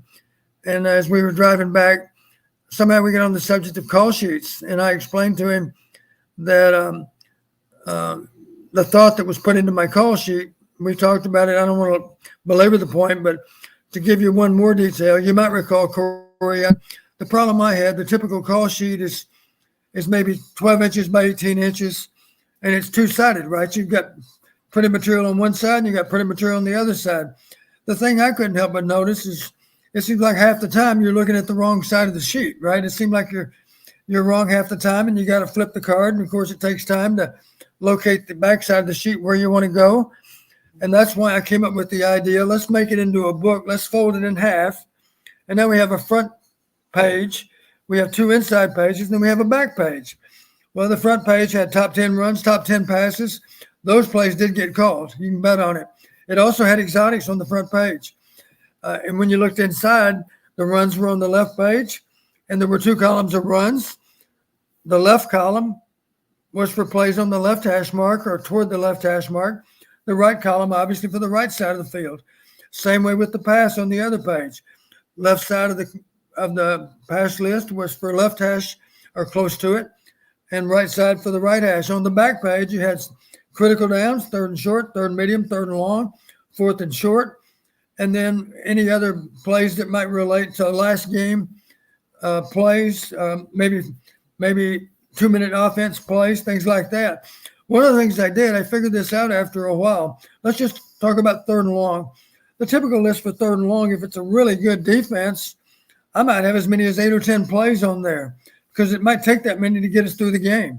Now, obviously, these are the plays that I felt gave us the best chance on third and long.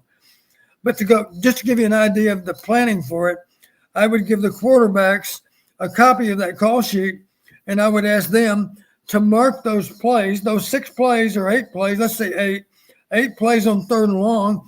I wanted them to list those 8 plays in the order in which they liked them. Well, it wouldn't surprise you, Corey, to expect to hear that the starting quarterback had his opinion of those 8 plays ranked 1 through 8. The backup quarterback had a different list. I mean, he had a different ranking on those same 8 plays. What I did, I transposed the information they gave back to me, and I coded it so that if the starter was in the game, I typically went off that list the way he wanted those plays to be run. And with the backup in the game, of course, I'd refer to his list. What Dave talking about giving the quarterbacks a lot of confidence with how those critical plays were going to play out is they almost knew what the call was going to be. If the starting quarterback picked this play, and I wasn't suggesting that one was better than the other. They're all good plays for third and long, but he knew I like this play the best, and he might have them in a different order entirely than the backup quarterback, and that might make sense because maybe one has a different set of skills than the other. So that was just to give you an idea of how much thought went into it. I was actually, as I called those plays, I was referring to that preference list that I had written up based on their preferences. They were simply picking the plays that they liked the best over other plays that they felt they would have more difficulty running. They were all good, but some were better than others. Hope that makes sense. Absolutely. Great explanation. And Spaceboy 74, I could listen to Don all day. Thank you for the insight, Coach Don. Thank you, Spaceboy. Want to thank again Brad Van Meter down at State Farm. He's sponsoring the postgame show today. Contact his team for a quote on auto, home, renters, business, life insurance, all or any of the above. 515-256-6480. His office. You can visit him in their office at 4229 Fleur Drive down in Des Moines. Visit them online at www.bradvanmeter.com. Again, appreciate Brad and his team supporting the show. Let's get back to Kyle, and we got Ryan. Kyle's trying to fix his audio. Kyle, do we have you? I hope so, but you can tell me. Loud and clear, sir. Okay, perfect. So the first thing, I appreciate the referee shirt. I think a caller mentioned it earlier. The referees kept us in the Big Ten West today. I watched the Illinois-Purdue game, and Illinois had 12 penalties for 121 yards. There was about 4 PIs. Out of the 4 of them in the second half, I would not have called 3 of them probably. And one of them, Purdue got a touchdown right after because it was on 3rd down. It kept the drive alive. Second time, 3rd down, kept the drive alive, touchdown. So it saved the day for them basically. But so there's a lot of different ways I could have spun wearing the referee shirt is what you're saying. Yeah, the boos. Illinois doesn't have a whole lot of fans that show up to their games, but even that stadium was loud at with some of those calls. Yeah. But let me just say this: I'm amazed and I'm disappointed for Brett. And they lost the game, right, Don? But I mean, I watched the end of that game, and the fact that stadium is not full, they're the driver's seat for the West, and the fact that they can't get a full stadium for a West battle with Purdue, a consequential West battle, that's pathetic. Yeah. I heard they didn't even have 1,000 people in their student section. Yeah, that's just too bad. That's why I don't believe Brett would even, if the Iowa job ever opened up and Brett was offered the job, I think he'd jump because I don't know if it's because Illinois is considered to be a basketball school or because they've been out of the loop for so long as it relates to football, but the lack of support with that fan base is startling to me. Yeah. Anyways, go on, Kyle.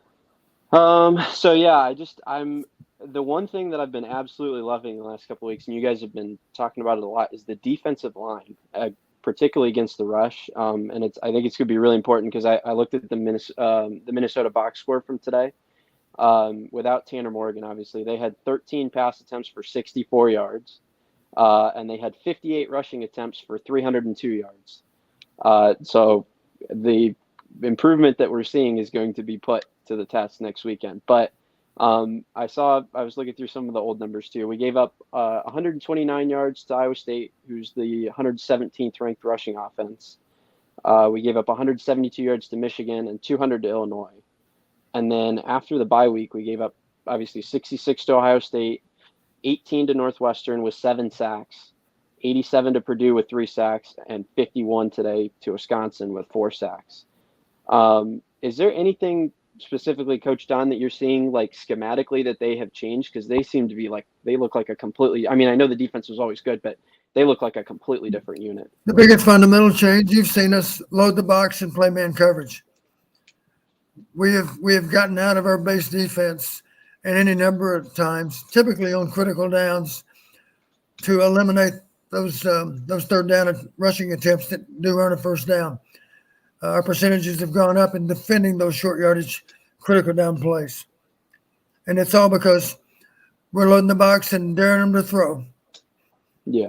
Yeah. I think Jack Campbell and Seth Benson have been great against the run the last couple of weeks too. So it's defensive line is great too. But those two, Jack Campbell's pursuit to the ball today, I thought was incredible. He's just always he literally plays sideline to sideline. Yeah. I've said this too, but Don, I'm really impressed with Noah Shannon. He just seems to just always be in the backfield. And I don't always, I mean, a guy who's playing his position, I don't typically think of him being, I mean, Davion Nixon's a guy that was probably the most dominant D tackle that Iowa's had of the last 10 years, at least, I'd say. Noah Shannon might be the second most. He's just consistent. Maybe he's not as explosive as Davion was, as high of an upside. I think he's a next level player. Now, I may be wrong on that. It'll be interesting to see what he does if he chooses to come back. But he's had a really good year, as has Logan Lee on the inside. I would say this. You notice a lot when we get to third. Let's imagine we get to third and medium and third and long. You typically see maybe as many as 3, I guess in rare cases even 4 D linemen leave the game after that first and second down. And those are the true unsung heroes, I think. Those guys that are playing first downs and second downs, they don't have quite the same opportunity for sacks. Percentage-wise, they don't have the same opportunity as those guys on third down. But they understand my role in so many cases is just to tie up those offensive linemen, be sure that they can't climb to the linebackers, and give those linebackers freedom to run and take down the ball carrier. So it's kind of and they don't get as many sack opportunities, of course, because they play more on early downs. But they are unsung heroes, and they do a wonderful job as a group. And that's Don, kind of what you're talking about, Corey, some of the guys.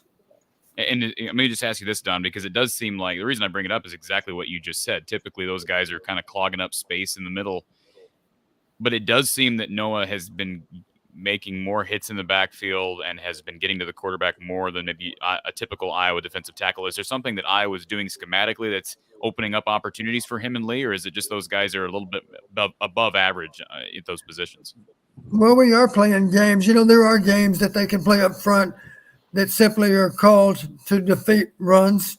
So just because we line up shaded in one direction or another does not mean that's the gap we're responsible for. You know, we might line up shaded outside and then on the snap still try to beat that same offensive player inside. But it's got to be coordinated, of course. We still have to be sound with what we do. But a lot of our schemes do give them the opportunity to not hit the predictable gap based on their alignment. So there's a lot of movement up front. And of course, we run different types of weave stunts that come into play. Sometimes a down guy, of course, might not be hitting and not at all close to where he lined up. He might actually be attacking a gap that's 2 gaps away from him, you know, based on the stunt. So you see some of that. You don't see it so much on early downs again. The early down stunts are more designed, of course, to defeat the run. And it might simply be a case of a guy maybe lining up outside shade of the guard and yet on the snap of the football trying to beat him back to the inside. So we do give those guys some movement up front, which gives them a better chance to free up. But fundamentally, though, it just simply gets to whether or not they can throttle that offensive player, separate from that offensive player, and toss him aside while they work toward the ball. You know, defeat the blocker and get to the ball. And if you can't defeat the blocker, then at least tie him up so that he can't work his way to another level. Great stuff, Coach. Anything else, Kyle? Well, the other thing I was going to ask about, too, is the offensive line, because I think part of, like, especially this year from what it looks like is, like, a lot of teams, when they have an offensive line that's struggling, you can throw running backs in there, you can throw tight ends in there to help out. But I think our issue right now is we're so reliant on the tight ends to catch passes that we can't afford to just leave them in to block every play.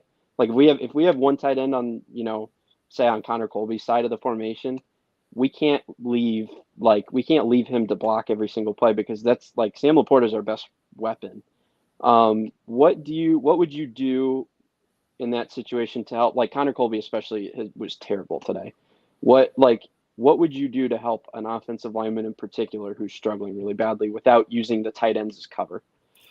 Well, one possibility is put two tight ends out there, maybe release number 84 into his route, and then let number 85 help the appropriate tackle. That's one option. The other option that we really haven't used hardly at all is to simply chip with our backs. There's two basic ways to help a tackle. Of course, you can help with the tight end, or you can help with the back. And we've really asked for their help very little at all over the season. That's part of our problem, of course, is the tackles have not held up as well as they need to. So I would think going forward, especially against a premier pass rusher, but of course we're not going to run into one that's much better than the one Wisconsin had today. What was he, number 19? That guy makes a lot of tackles look silly, and he certainly made ours look silly. So if we were ever going to help a tackle, today would have been a good opportunity to do so, whether it was a tight end helping or a back, one or the other. Yeah, agreed. It looked like he got left on an island an awful lot today, despite him struggling. I mean, there were a couple times, even with the 3-man rush, that he was one-on-one with somebody, and it just never ended well. Yeah. But, well, very good. Let me just say one other thing too, Kyle. Kyle, right? Yeah. Another thing. Even if the tight end is releasing on a route, let's imagine you got a vulnerable left tackle, right tackle, doesn't matter. But just simply put a tight end to the tackle side, and that, let's say it is a passing down. Now that edge rusher, maybe he doesn't feel comfortable being lined up all the way outside the tight end. You know what I'm saying? So by virtue of the fact that you put a tight end there, you can still release the tight end, but have him at least get in the guy's way and give our tackle a better chance to block him. The cleaner look for a pass rusher, an edge rusher, of course, is no tight end whatsoever. What they love to see is nothing but that tackle. And now you see him lining up really wide against the tackle. And, of course, they're flying up the field. The other thing we need to think about doing, and it didn't hurt us maybe as much as it might have, but I said going into the game, Corey, you remember me saying this, one of my concerns is that Wisconsin has done a good job of timing up their stunts. So if we're predictable with our snap count, again, you're making the job of the offensive lineman even harder, because some of those stunts are hitting across the line of scrimmage a split second after that ball snapped. So that's the argument, of course, for changing up your snap count. And the problem, of course, is you got to be sure you don't false start either. But that's the kind of discipline that a great offensive line has. You can change up snap counts, and they're still not going to false start. We're not to that point yet, but I'd like to think we'll get there sometime soon. It's something we should be working on. I don't know that Minnesota's pass rush is any better than Wisconsin's, but let's face it, we won the game today in spite of being sacked 6 times. And just for the record, I think, Corey, you know this, and Kyle, you probably have an idea too. One of the most reliable, I won't give you the details because that's not fair, but I will share this. If you can win on sacks, in other words, if you can sack your opponent more than you get sacked, you have a really good chance of winning that football game. Today's game was an exception. Wisconsin won on sacks and yet still lost the game. Very few games in Big Ten play have worked out that way. Usually if you win on sacks, you win the game. I won't tell you the percentage, but I'll simply tell you it's high. Yeah, it is. Yeah, it just with the snap count too. You're right about changing the snap count, because number 19, when he was lined up on Connor Colby, it looked like it was a track meet. It was ready, set, go to Spencer Petras, and he was really wasn't very fair, was it? No, and Spencer's a sitting duck whenever that happens, so it's impossible. But well, thank you for the call, Corey. Appreciate the show. Started watching in June or July, and I've been hooked ever since. So like and subscribe. Thanks for listening, Kyle. All right. We've got Ryan. We've got somebody on the phone line. Got a couple of comments here in the chat that we need to get to. JT says the West has, because I ripped the West earlier, the West is mediocre. He says the West has just as many bowl-eligible teams as the East. Well, Don, they're playing each other. So you're bound to get teams that win games because they're playing each other. Somebody has to win. Somebody has to win those games. 2/3 of their conference games are against themselves. Let me say this to JT. I'd rather be bowl eligible and have 8 wins than to have 6. That's a valid point as well. Dale says, Corey, do we have a shot at the West now? Well, sure. We went out. I mean, I think it's going to be hard to win up at Minneapolis. But boy, if Tanner Morgan's not playing, I don't know how much confidence you have in the backup, but it is in Minneapolis, and Minnesota's defense is really good. I would expect another low-scoring game, and you kind of like this one. You're hoping that Iowa's defense can produce electric point-producing plays like they did today. Because, Don, the Iowa offense did not outperform the Wisconsin offense. The scoreboard would indicate such, but it was just the nature of Iowa's dominance on defense, the fact that they created a pick six, the fact that they created, special teams as well, of course, with the Cooper DeJean punt return. Riley Moss had an interception that, because it wasn't returned into Wisconsin territory, Iowa followed it up with a 3-and-out. And so Iowa's defense, there's so much pressure on Iowa's defense, not only to produce turnovers and big plays, but put Iowa's offense in scoring position, because it just doesn't seem like Iowa's offense can do it themselves. Would you say Iowa's offense took a step back today, Don, overall, or would you just say that the last 2 defenses that Iowa played were just poor? Well, I said going into this week, I said this will be a stiffer test defensively for us. I'm sorry, it'll be a stiffer test against our offense. I should say it that way. I think Wisconsin proved today they're a better defense than Purdue or Northwestern. It was a step up in terms of competition. But the nice thing about it, let's give our offense credit for doing a better job of protecting the ball than Wisconsin did. And this maybe is an appropriate time to mention, there was a team back in time that reminds me a lot of this team. But you got to go way back in time. It's called 1981. Outstanding defense, a great kicking game. Oh, by the way, we had a guy named Roby that was a pretty good punter. That's still the national record, 49.8. We had a place kicker. He was only a freshman. Isn't that, well, come to think of it, I guess there's nothing wrong with freshman place kickers, because ours is doing very well this year. Ours back then was named Tommy Nickel. We beat Michigan 9-7 on the strength of 3 field goals from a freshman. It really is interesting that the 81 team that did play in the Rose Bowl, of course, our first Rose Bowl team, was very similar to this one.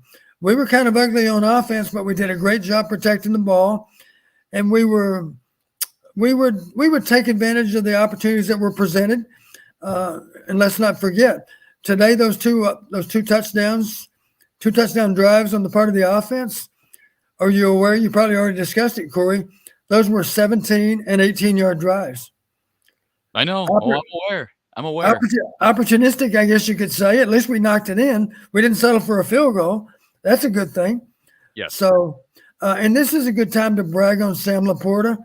I don't think he had as many yards as some other games, but here's what you love about Sam. And it happened today any number of times. We threw him the ball. He was short of the first down, and he found a way to get beyond that marker. Because Sam Laporta, not that he's the niftiest guy in the world, but he does have a habit of making the first guy miss. Maybe he doesn't make him miss, but he pulls through the tackle. He doesn't go down easily. And I noticed whatever yards he gained, he had almost as many yak yards as he did yards before the catch. So yards after catch, Sam Laporta is always going to get you those extra yards. And that's why he's one of the best tight ends in college football. It's not just a question of him catching it and you taking him to the ground. After he catches it, you still got to find a way to get him on the ground, and that's not easy to do because he doesn't go down easy. And that's why I love Sam Laporta. Yeah, Lolly Q says the same thing. Lots to love about Sam Laporta. John, Corey, you're obviously upset we won. Kirk Ferentz is not going anywhere. I hate where we are, but there's nothing we can do about it. I support the team by showing up. Well, I appreciate John telling me how I feel. Don, don't you love it when other people tell you how you feel? Come on, John. How does it feel to be psychoanalyzed? Yes, it's exactly right. If Hayden Fry were here, he'd be psychoanalyzing all of us, right, Don? He would. Of course, he did have a degree in psychology, so I guess he's capable. Right.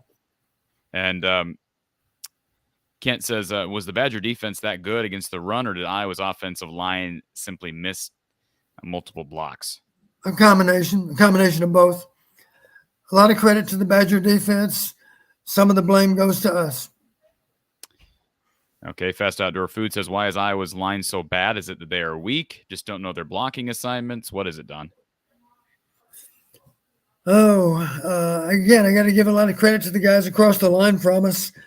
There's some awfully good defensive lines in the Big Ten, and they match up well against most offensive lines. They certainly match up well against ours.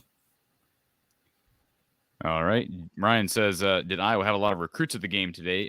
They always have a lot of recruits, it seems like. I know Kyle Huseman and Tom Kakert over at Rivals, they do a good job of tracking that. I know the two Borcherding Johnson kids were there. I know Zach Ortworth, who's a commit for 2023, tight end out of St. Louis, was there. So, yeah, they had a number of guys there. I will say this. We talked about Caden Proctor earlier. I don't think it's time to push the panic button on that yet. Again, he's at Oregon right now. I do think it's odd that when I see a picture of him wearing an Oregon shirt when he's committed to Iowa, I'll admit I think it's odd, but I also admit that I think it's a unique circumstance with the fact that he's a 5-star. He's got people barking at him. I will say this, free trip out to Oregon, Don. That's a beautiful area. I've got family in the Eugene area. Beautiful area. Outson Stadium is awesome.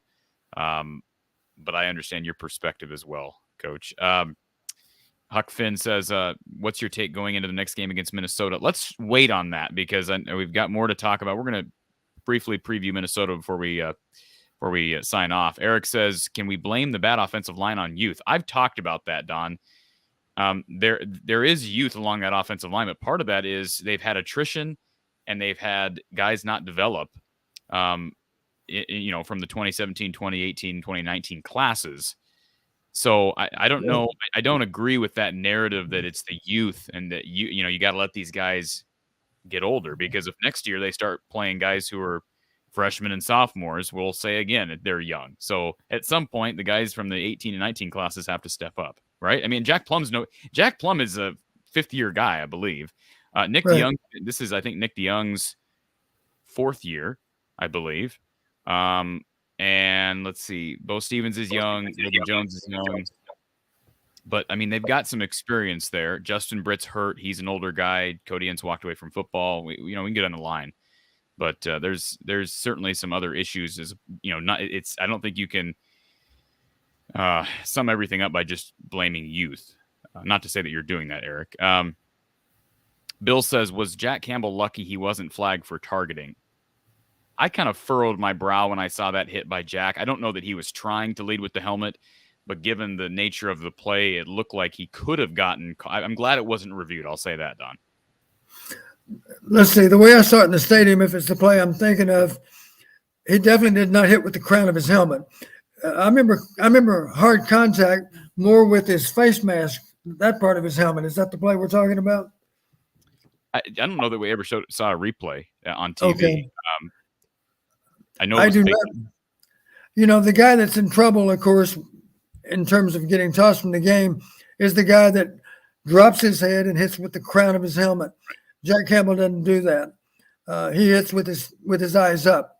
He hits with his face mask, and that's a different ball game versus hitting with the crown of your helmet. You're going to get thrown out or certainly flagged if you hit with the crown of your helmet. If you hit with your eyes up, most officials interpret that as sound football.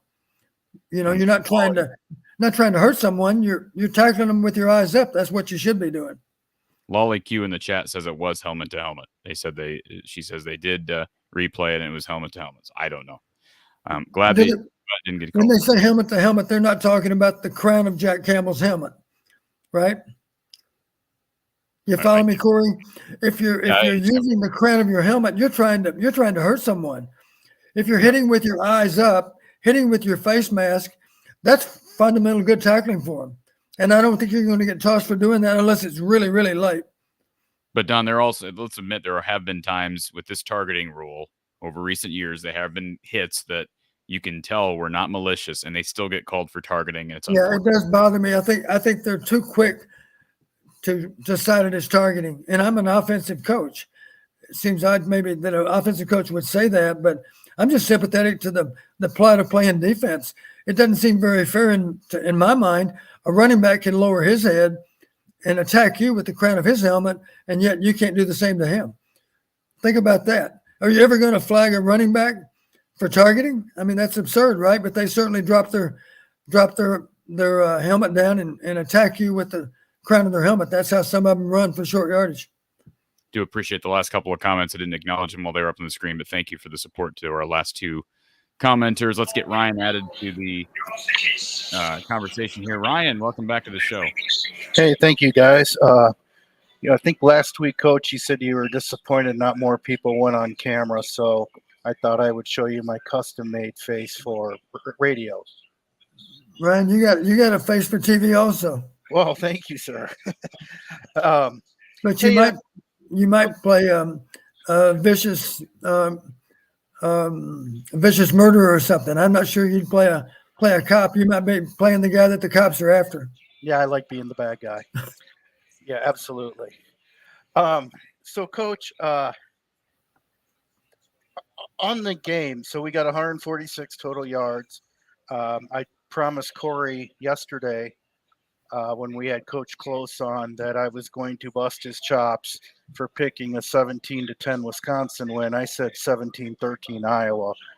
But, number one, Corey was absolutely correct in his rationale and his analysis. So, I really can't say much about that. Coach, I'm sure the first thing you did when you got home, though, because there's nothing sweeter than beating Wisconsin, I'm sure you did the hokey pokey. No, I didn't. But if I'd been thinking clearly, I would have. Well, you still sometimes. Actually, the first thing I did is eat a bowl of my wife's chili, because I was a little bit in a stage of needing something more. I don't blame you, man. So, today we get 146 yards. Out of the 37 rushes from our running backs today, I don't think I saw one single carry that wasn't up the gut. So I would say 37 rushing attempts, 37 up the gut. You mean basically between the tackles, I guess, right? Right, like pretty much between the guards. And yet, Caleb in particular really has shown when they would run that vertical stretch from behind the tackle. We've had a lot of success with that, and I don't think I saw that play once today. And then I'm also thinking, while we already talked ad nauseum about wide receivers not being targeted, getting the ball to Caleb in space, I think, has got to be a priority, especially against some of these real good defenses. I was kind of curious your take on that. Well, I think our suspicion was that maybe Caleb hadn't demonstrated as good a hands as a running back ideally would have, and maybe that's why he didn't get the ball as a receiver. I do recall against Purdue, they threw a screen pass to him. He caught it, and he ran with, I think, for 14 yards on the play. And I thought that's a great sign, because maybe they're gaining confidence in Caleb's ability to catch the ball out of the backfield. I think we threw another ball to him behind the line of scrimmage, maybe a swing pass or something. So maybe he's not as accomplished a receiver as Gavin. I think Gavin probably is the most logical guy on third and long, in part because he can pass protect too. At least that's the word we get, is that he's the most reliable pass protector and receiver, that combination. And, of course, that makes him a little more likely to be on the field in long yardage rather than other downs. But I appreciate what you're saying about getting the ball in Caleb's hands. It was a little bit odd. I think maybe Corey discussed it already, but it was a little bit odd that Caleb wasn't getting as high a percentage of the rushes in the early stage of the game. Yeah. There were any number of plays where number 4 was in, and also number 25 was in from time to time. And it seemed a little odd, especially based on the fact that we went for 200 last week as a freshman running back. It's kind of hard to imagine that he wouldn't have gotten more carries in that first half. I don't know how many carries he had at halftime, but he didn't have as high a percentage as what all of us would have expected. And I bet you'll agree with that, Ryan. It's Absolutely. a little odd that we didn't have that as a priority to get him the ball. And you bring up the good point of stretch plays. All I can think of is the film study indicated that was the strength of Wisconsin, was to be able to defend those much better than Northwestern, much better than Purdue. I don't know. They spend hours and hours studying the opponent, of course, and maybe they decided that simply wasn't going to pay off. You would argue that how would they know for sure, because we didn't really give it much of a try. Right. And I can't argue that point with you, because and a football game lasts long enough, you do have a chance to probe and try to, even though you're thinking, you know what, it seems like on film they did it pretty well. But the other side of that coin is it seems like we must block it a little bit better. Or maybe it's more suited to Caleb's running style. Maybe he has a better chance to bounce off those tacklers if it's a wider play. Maybe the wider reach on the part of the offensive line gives us a better chance to have a seam that Caleb can exploit. Based on the Purdue game, you'd certainly say that's true. And there are other times in other games where you'd feel that same way, Ryan, that he seems to be a little better runner as an outside zone runner than an inside zone runner. That's kind of what you're saying, I think. And I think you bring up a valid point. We'll never know because we didn't really test it outside as much as we did in previous weeks. I think that's a true statement. And when the second play of the game, Caleb ran. Well, the first play Caleb ran for 2 yards. Second play was a delayed handoff to Gavin Williams for -3 or 4. And I just kind of thought, what is the point of even calling that? You got a very, very strong D line for Wisconsin, and fairly weak offensive line for Iowa. The defender already broke through and was just ready to smash Gavin, and yet we handed off to him anyway and take a 3 or 4 yard loss. And that I don't understand the point of even doing that. The play calling is just very unimaginative. I thought Jack Plum in particular had a real tough day. Connor Colby had a tough day. They all pretty much took their turn having a tough day. I'll say this: anybody that lined up against number 19, they had a tough day. Oh, yeah. He exploited both tackles, I'm sure. I don't know who was more victimized, but he's a challenge for anyone to block off the edge. And hopefully Bo Stevens is okay, because I think he's, as a freshman, he's one of our better offensive linemen, and I think he's got a heck of a future ahead of him. Depth is not something we have on the offensive line this year. It was very tough.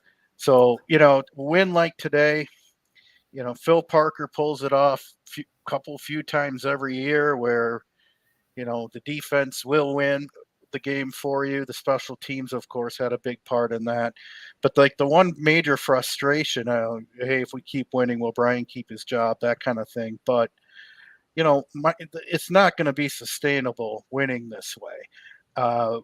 We absolutely cannot handle a long field. We have to, all of our offensive scoring opportunities happen on short fields. But Ryan, you say it's not sustainable, but they do it year in and year out. Look at last year. They did it in I know. win last year. I know. This is how they win. This is how they climbed to 7, 8, 9 wins. But but then you're getting back to the whole, why does offense have to be mutually exclusive from defense? One thing that I think is interesting is Kirk kind of plays his offense to not make mistakes. I think a turnover, an interception is really the end of the world for him, it seems. And I would venture to say, hey, you know what? If you throw downfield and you get an interception, so what? You punt anyway. And when you have a defense like we have that can pull a 3 and out for you and get the ball back for you, I would understand more playing that way if you had a shaky defense. But with our defense, where if we make a mistake on the offensive side of the ball, a bad interception or what have you, that defense will hold them down. I mean, the reason we won today had to do with holding Wisconsin to 1.6 rushing yards and what was it, 51 total? I mean, that's just unheard of. I think, I mean, Corey, weren't you predicting about 150, which is about what I would have Oh guessed? no, you're absolutely right. What they did to bottle up Braylon Allen's incredible, and that's why Phil Parker is the best coordinator in college football, because Iowa has struggled to stop the run against Wisconsin. And Don, you and I talked about it Wednesday. Ever since that bye week, they have been sensational against the run. And you brought up a very simple, but seemingly, I mean, it's been a breath of fresh air to see Iowa sell out a bit more, right? Is that the correct terminology that I can use, Don? Well, here's one little bit of irony, I think. You hear me talk all the time. You hear me describe play calling on offense as less than aggressive. The truth of it is, Phil Parker's been more aggressive with his play calling in recent weeks than he ever has in the past, and it's actually made us a better defense. Now, you gotta realize. I will admit this. I made a comment to the guy sitting next to me on that 51-yard touchdown. I remember, because if I'm not mistaken, it was 3rd and 18, maybe something like that. Yeah. I made the comment to the guy sitting next to me. I said, "Here's an old expression for you: live by the sword, die by the sword." One too many snaps of pressure man, and it caught up with us on that snap. So that's a little dose of reality for Phil. Now maybe he's thinking, I gotta strike that right balance between pressure and no pressure. Of course, I say no pressure. We get good pressure with the 4-man rush anyway. So it's not like we don't have a chance to sack somebody on first down if we're in our base defense, because the truth of it is we do. Not just because of the pass rush, but also because the coverage presents problems for the quarterback too. Sometimes he has to hold the ball and the pass rush gets home. It wasn't because we got there in an unbelievably short amount of time. It was simply that he had to hold the ball. And it seems like whenever we give up a big play, Phil has a way of just putting an end to any subsequent stuff. I had this funny feeling that was going to be all Wisconsin had all day, was that one big play. And I kept waiting for Braylon Allen to just start breaking free. And by about the mid-third quarter, you just realize that it just isn't going to happen. And now you sound a little bit like a Badger fan when you say that. I kept waiting for Braylon Allen to break free. They were confident he would do so because he normally does, but not against this defense. No, but when I say it's not sustainable to win this way with this defense that we have, we still lost an extremely winnable game to Iowa State, an extremely winnable game at Illinois with wonderful Brett Bielema. Well, you're right. The bottom line, the way we play, the margin for error is not very great. And I just think taking a few more risks. I mean, hey, one thing that Spencer, he may not be fleet of foot, but no one's ever said that he didn't have a strong arm. Now, the key is let's give him enough time to throw it downfield. I still will say, even though we have all the quarterback problems that we do, fixing that offensive line has got to be job one.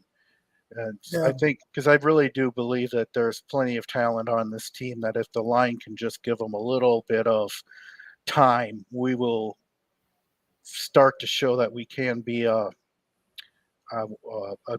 solid enough offense to win most all our games. So, yeah, we saw against. I was just going to say we saw against Northwestern and Purdue. It's easier to play quarterback when you're ahead of the chains. If you're behind the chains, it's tougher. Yep. If you can run the ball and get into second and short, second and medium, third and short, no third and long, the game's a lot easier for the guy taking snaps. So, Corey, I don't know if you heard, but I just said that I'm not going to give you any crow because, frankly, your rationale was spot on your prediction. Somebody, and for the record, I bet people say, well, why you read the comments? that's part of the show. I try to read every comment that's on, that's left after the show, whatever. Somebody comment, have you picked Iowa at all in the last 5 weeks? And I quietly responded. I said, I've picked Iowa's opponent in, I believe, 4 of the last 5 weeks, but I've also been correct in 4 of the last 5 weeks. I was right about Ohio State. I was right about Michigan. I was wrong today, right? So that's 2 in a row I've missed because I had Purdue beating Iowa and I had Wisconsin beating Iowa. Next week's going to be an interesting one because I think a lot of that depends on Tanner Morgan's health. But yeah, admit I was wrong. Iowa. Like you said earlier, it's hard to believe that this kind of production from your defense translating into points is sustainable, but they found a way to do that. So I remember Coach Patterson a few weeks ago lighting up, saying something along the lines of liking our chances of finishing 8-4 in the regular season. And I think it's going to happen. Nebraska will not win in Iowa City this year. And we have Minnesota's number. This is not going to be the defense that Minnesota beats. We will win at Minnesota. It'll be ugly, 17-14-ish, but it will happen. I do think it'll be a low-scoring game. I do have a question, though, because the weathermen do such a good job. I wonder what the forecast is next weekend for the Twin Cities. I'm assuming it's a little bit like what we had today. My guess is that it's going to be 30s or even 20s, Don. And we don't know what time that game has not been announced yet. We'll hear that probably within the next 24 hours. Now, you know how I feel, Corey. It doesn't bother me to go on the road if the weather's below average temp, because I've seen a lot of fans that have an annoying habit. Even though they're home fans, they have an annoying habit of sitting on their hands or keeping their hands in their pockets. Doesn't bother me at all. Staying home altogether, Don. Or stay home altogether. You're right. So the games that scare me are when it's unusually warm, because I know then the fans are going to be a little bit louder and a little more involved. Ryan, I appreciate you calling in, and I'm assuming we'll hear from you again on Wednesday after basketball. Hey, it's a great day to be a Hawkeye. Take care, guys. Thank you. Thank you, sir. See you, Ryan. All right, before we get to our next caller who's been waiting patiently on hold, I want to again thank Brad Van Meter down at State Farm on Fluor Drive in Des Moines. Been in business since 1999. Him and his team can offer insurance products border to border across the state of Iowa, and they can help you navigate through the complex world that is insurance, whether we're talking renters, home, auto, business, life, etc. Give his team a chance to serve you better and get you better rates on the best coverage. 515-256-6480, or also you can, of course, visit him online, www.bradvanmeter.com, or visit him in his office, 4229 Fluor Drive in Des Moines. We've got a caller who's been waiting on hold patiently. Let's get to our next caller. Thank you for calling Iowa Postgame with Coach Don Patterson, who's on the line. Yeah, this is Pat from Minnesota. Hey, Pat. Appreciate you hanging tight. And what'd you think about the game today? Well, it's been a great show. I appreciate all the comments. And I just want 3 quick comments. I thought Coach Don did an excellent job mentioning the 81 team, because he's exactly right. The more I think about it, this team is very close to that 81 team. And thinking of the 81 team, I had a question for him. Hayden, another thing I really liked about Hayden and Don was they had the tight ends stand up. And I just wanted to know if our tight ends were standing up, would that help our passing game at all? Certainly there's an argument to do it on obvious passing situations. 3rd down and long, if you think about it, what's the advantage to getting in a 3-point stance? The thing I liked about it, and I was in the meeting at North Texas when we decided to stand up our tight end at North Texas. We had a guy that was about 6'4", 220, and I remember that meeting, it was in the summer. Coach Fry asked our defensive coordinator, he said, Bill, would it bother you if the tight end stood up, and if so, how would it bother you? And back then, the base defense was a 3 deep with a strong safety and the strong side flat. And Bill thought about it and said, I think it would probably bother that strong safety a little bit, and that he would have to be looking through the tight end at the ball, at the quarterback, and maybe his vision would be clouded more because the tight end was in a vertical stance versus the 3-point. He said, yeah, I think that might bother him some. And then he asked the outside linebacker coach, Howard Sissel, said, Howard, how would it affect defensive ends? And Howard said, well, I think they probably play taller. if the tight end's in the 3-point stance, we teach them to play with low pads, but I suspect they need to line up a little bit taller to feel comfortable against a vertical stance. And in that regard, it'd be a case of them having to do something that they didn't practice doing a lot. And then last but not least, he asked Bill Snyder, our offensive coordinator, Bill, what kind of advantage would it be for a tight end to be standing up? And he said, well, for starters, we could coach him to be another set of eyes to the quarterback. And that's exactly what we did here at Iowa. Years later, I remember we were playing Wisconsin one year, and their primary defense was a 3-deep rover defense. And they had done a good job. They had a really good, strong safety. They did a good job of disguising when he might be coming off the edge. And after the game, I remember one of the defensive coaches for Wisconsin said, I don't know how Iowa knew when we were bringing our strong safety on what we call a lightning stunt. Somehow they knew when he was coming. The answer was we had no idea when he was coming. We simply had a tight end standing there looking at him. And if the tight end was supposed to release on a route, he did, unless that strong safety was coming, at which point he aborted the route and blocked the guy. So he could be right 100% of the time. So he always was another set of eyes to the quarterback. He would bail the quarterback out any number of times in terms of protection. So those are all arguments. And one other argument that comes to mind, I've always felt, imagine Sam Laporta. If your job is to keep Sam Laporta out of his route, and he's in a 3-point stance, and you're the guy lined up right over him, isn't it easy for you to get your hands on his pads before he ever really gets out of his stance?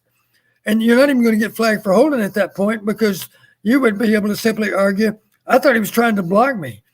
That's why I grabbed his pads, is because he was attacking me. Nobody gets flagged for holding a split second after the ball snapped. It happens later in the play, as you know. So truthfully, I think it's much more difficult to get by with holding the tight end who's standing up out of his stance than he is if he's in a 3-point. It's easier for you to control him if his hand's on the ground. Those are some of the advantages to a 2-point stance. And real quick, Pat, I'll let you ask whatever question you have, but I just want to say this. We just got this in from Bill Connolly of ESPN. Iowa averaged just 2.1 yards per play today. Iowa, that's the lowest yards per play in a win of 14+ since 2011. So there's a stat for you. Pat, what else you got? Yeah, one other quick question. I was hoping to see a draw play today with that rush Wisconsin was putting on. I love draw plays, so I'm biased, but I was hoping that maybe with Caleb back there, with his quick, how quick he gets to the line of scrimmage, that maybe he could break one if we would have had a draw play. That's my last question. Don, we ran a couple of draws. I thought we ran a couple, but they didn't go anywhere really. The best draw plays, here's where the best draw plays work. You're always hoping that you have a specific gap that you can hit with that running back. And on either side of that gap that you're hitting, let's imagine it's a guard tackle gap, let's just say. If that's the case, if that's the open gap, and you're going to hit that gap, then you need to be sure to secure that A gap, as we call it, the center guard gap, and you need to be sure to defend the tackle tight end gap. And I think what messes us up sometimes are the games that get played up front. The easiest way to hit a draw play in the head is sometimes to have a game on up front, a twist done or whatnot, any kind of unusual rush pattern into the backfield, and that's where you get a guy in the designed hole for the play to blow it up. And sometimes maybe they run themselves out of a play, but oftentimes the stunt sometimes runs themselves right into a play. I'll say it this way. If you're playing games up front, it discourages you from calling a draw play because you realize it might be a minus play draw play. Might be for minus yards, I should say. Hope that makes sense. Thank you both for your time and excellent comments. Appreciate the show. Thank you, Pat. Corey, let me say this. I don't know if this is official, but it is official in terms of NCAA stats. Average starting field position, minus 27 for the Badgers, minus 40 for us. The time we traded, I won't even say traded punts. I'm just saying that's our average starting field position. And I will share this with the listeners now. Going into the game, one of the things I do this late in the season, I'm still updating all the stats on all the Big Ten games. But we've played so many games now, it's easy for me to take our 6 Big Ten games and their 6 Big Ten games And just look at those 12 games all by themselves. And I'm asking the same question I'm asking in all the season-long analytics, and it's simply, did Wisconsin win the perimeter? Did they win the game? Did Iowa win the perimeter? In fact, did they win the game? What I'm looking for, of course, is a parameter that is identified with the winning team in every case. And there was one, only one. One parameter was 12 for 12. And that parameter was average starting field position. We won that hands down. That had everything to do with us winning the game. That parameter is now it's 14 for 14, right? Because we won it on our side in our game. And if you want to think about Wisconsin as a separate game, we're up to 14 for 14. We won the parameter and won the game. They lost the parameter and lost the game. So it's still 7 for 7 and 7 for 7 on both sides. All right, Don, I've got some quick fire questions for you, and keep in mind, quick fire here. So we're going to have to go. That's one of my weaknesses, isn't it, Corey? Quick fire. I'm going to say yes. I'm going to say that's one of your few weaknesses as it relates to this. That's fair. Okay. I'll help you through this. Dragon says, Coach, how would Hayden handle this offensive debacle? He would tell us, you guys got to do a better job of game planning. There have to be plays we can run that are going to produce more points than what we've been making.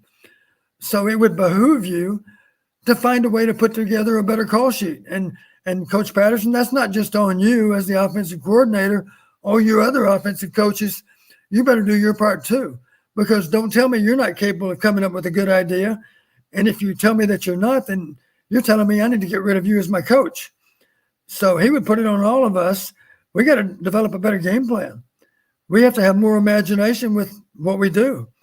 And we have to study the film even more than we already are. So let's be sure we commit ourselves to outworking the Minnesota coaches. We've got 165 hours before we play, if that's whatever the hours are. Of course, 7 days is only 168 hours. And of course, there is a necessary period of sleep in there, but the bottom line, burn the midnight oil, get the job done, sacrifice to have a great game plan, and put it to use next Saturday. That's what Hayden would say. Kevin Downey says, what was the longest pass attempt of the day? I don't know that. If we're talking about Iowa, the longest completion was 15 yards. Don, I don't really know. I mean, they didn't go down the field. Iowa does not attack the perimeter in the passing game. And think about this. We did not have a single explosive play today. Our longest gainer was 19 yards, as I recall. Wow. On the broader side, guess how many Wisconsin had that was more than 20 yards? 20 yards or more. One. There was one play all day that was 20 yards or more. It happened to be a 51-yard touchdown. Exactly. Esther says, what are some things, I guess this is more towards me, what are some things the team could do to improve? Well, we're talking about offense. That's a laundry list, as you know, you and I both know, Don. The frustrating thing to me is the things that we said back in the spring, or I should say before spring, after the season, we had a wrap-up show. I remember you and I ran through the biggest needs for the Iowa offense: quarterback play, offensive line play, wide receiver play. It seems like those are the same things we're saying this year. And maybe there's been improvement, but I think that's the frustrating part of this, is it seems like we're saying the same thing we said a year ago at this time, maybe even enhanced a bit. Tony says, what time is the game next week? That has not yet been set. I don't believe the channel has been set either, Tony. Follow me on Twitter, because when that information comes out, I typically retweet it ASAP. Rick says, Corey, if Iowa does win out and go 8-4, loses the Big Ten championship game, maybe wins a bowl, and they finish 9-5, do they keep Brian? I really hope not. Rick, I don't have an answer as to what Kirk will do, but in no way should the team result be the only measuring stick for a coach, not just Brian, but any of the coaches. And I hope that an actual evaluation is done of each coach based on how their units are performing. That's all I can say. Mike says, who wins? Go ahead, Don. Did you have something to say? I was simply going to state, and maybe, Corey, maybe you brought this up. Someone brought it up to me. Think of it this way. It's a little bit like if you go into a grocery store, and it's a really nice grocery store, except they happen to have a horrible meat department. You know, maybe they have great produce, and yet they have a horrible meat department. Well, maybe you need to get a new butcher, you know, or maybe you need to have a different buyer. I don't know where he's getting these beef. Don, we're in the top 25 for stores across the country. Why would we need to upgrade the meat department? Our sales as a store are top 25 in the country. because the neighborhood store here in town is selling a lot more beef than we are. Yeah, because you So could. yeah, our sales are good, but they could be better. Yeah, maybe we could That's be top why. 10, top 5. Yeah. Yeah. Let's be Look at Tom the most profitable grocery store in town. Let's get a better meat department. Let's get us a new source for beef, I guess. There you go. Mike says, who wins the conference if both Iowa and Purdue win out? Iowa, because they have the tiebreaker over Purdue. There's your answer. Can't believe I'm saying it, but that's the answer. Well, no, wait a minute. What about a 3-way tie? Then it gets complicated. There is no. Well, you're right. If assuming Illinois loses to Michigan, so Illinois has got to lose to Michigan next week. Yeah. Yeah. What if Illinois would go? As long as What Illinois. if it's a 3-way tie and we've all beaten each other? That's where you get into a problem. I think Illinois has that, Don. But Do they? don't quote me on that. I don't even know what the next criteria is, but I guess we better find out. Danimal brings up a good point. How about the refs missing a roughing the punter? I think it would have been running into the punter, Don, but I did see that. To me, that was a clear penalty that was missed. Did you see the running into the kicker? I did not. I admit I missed that. Pretty easily defined. If his leg is, if his punting leg is up in the air and you run into him, it certainly is likely to be a 15-yard penalty, right? But oftentimes they simply, in other words, if the contact is made and he's not in a position, typically it's only a 5-yarder. And oftentimes, of course, that's not going to change the outcome of the, they're still going to have to punt even if they accept the penalty. This is worth pointing out. Let's not forget this. We had one of Torrey's long punts that gave us really good field position. And then remember the play, it was a 5-yarder because we only had 6 guys on the line. Remember that? So we had tackled Wisconsin way downfield, except there was a 5-yard penalty on the Iowa punting unit. Okay. We had to come back up 5 yards. The average fan would say that was only a 5-yard penalty, but the result after the 2 punts was about 20 yards differential. We didn't see that, Don, because FS1 went to commercial and all of a sudden it flashed back and they're punting again. There was no explanation about what happened. Wow, I didn't realize that. No, so I can share with you, we had a really good net punt the first time. I don't remember exactly how, but maybe wherever we punted, we tackled them on the 16-yard line, let's say. And then they realized, we thought that was a really good job of flipping the field. And then we find out we're flagged for having 5 guys off the ball. The rules say, of course, you have to have 7 people on the line. Nothing says you can't have 8, 9, or 10, of course, in any formation, not just a punting formation. But we had made the cardinal error of only having 6. One of those guys that was supposed to be on the ball was officially ruled as being off the ball. At that point, of course, Wisconsin had the option of declining the penalty or forcing us to punt again. They backed us up 5 yards, and the difference in the 2 net punts was about 20 yards of field position. So my point is that 5-yard penalty really was a 20-yard penalty. That's my point. John says, I went to the game. It was not boring. Corey, you're just wrong. Is that because John was checking out the cheerleaders or the dance team? I don't know, John. I hope you're single and not married, because if that's your problem at the stadium, you got more problems when you get home. I watched the game too, John. I thought it was boring. Sorry, I've seen enough games where the defense dominates. I'm sorry. I appreciate the defense. Doesn't mean I don't appreciate what Phil Parker and LeVar Woods are doing. But Don, you're a former offensive coach. Do you believe games like this are boring in some respect? Well, but let's not forget I'm also a former head coach. So I will admit, I still enjoyed the game a lot because I was just so impressed with how our defense played. And for that matter, I was impressed with how Wisconsin's defense played too. If you love defense, you would love today, and you would say it was anything but boring. But if you favor offense, I will admit you might have come to the conclusion that game was a little bit boring. If you like offense, I mean, let's face it, there were only 22 first downs made in the entire game, 11 apiece. That's not exactly a track meet. That's something that might be a meet involving a couple of slow-moving tortoises, I guess. Turtles. Don, is the offense improving substantially right now? Yes or no? Substantially, I can't say substantially. No way I can say that. Is it improving? Hard to measure. I said a week ago, I said it'll be a much more stern test against the Badgers. I think that was true. We had 375 yards or whatever it was last week. It's damn near impossible to say we played better today on offense than we played last week. I don't care if the Wisconsin defense is better. So there's no way you can consider this to be an improvement on offense. That wouldn't be fair to what happened on those 2 weekends. Mark says, any news about the Sanders rumor? And Dragon, same thing. What do you think about the rumors that Sanders is verbally committed to coaching Nebraska? How do you think he would fare? That was a rumor that was swirling yesterday. It seems like an odd fit to me with just kind of Deion Sanders, flashy persona. Would that fit into the Lincoln, Nebraska rural crowd, if you will? I don't know, but Don, it'd sure be an interesting hire. Well, he would be quotable, that's for sure. I do question. I'll just say it this way: the teams he's playing right now, I will guarantee you that their opponent is not quite as diverse with how they play offense or defense as they are in FBS football. I'm not going to beat up on FCS football because I coached in the FCS, of course.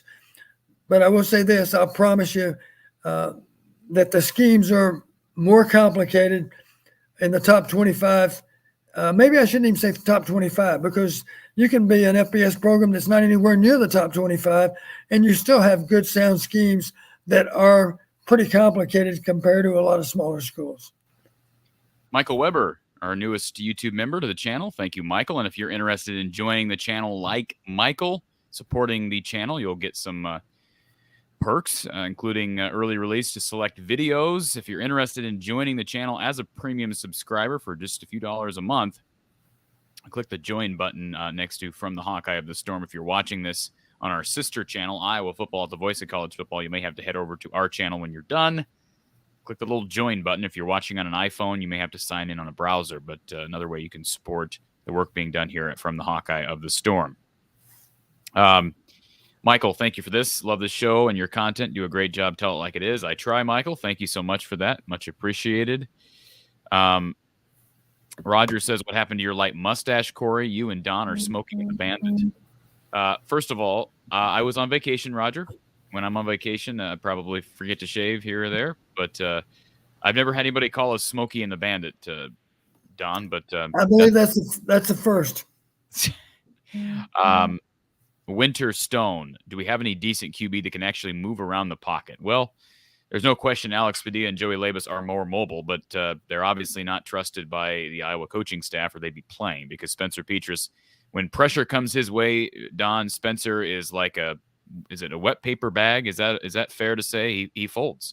And that's just who he is. I mean, he doesn't deal with pressure well. We know that. That's not his strength. He doesn't have the escapability that we'd like for him to have.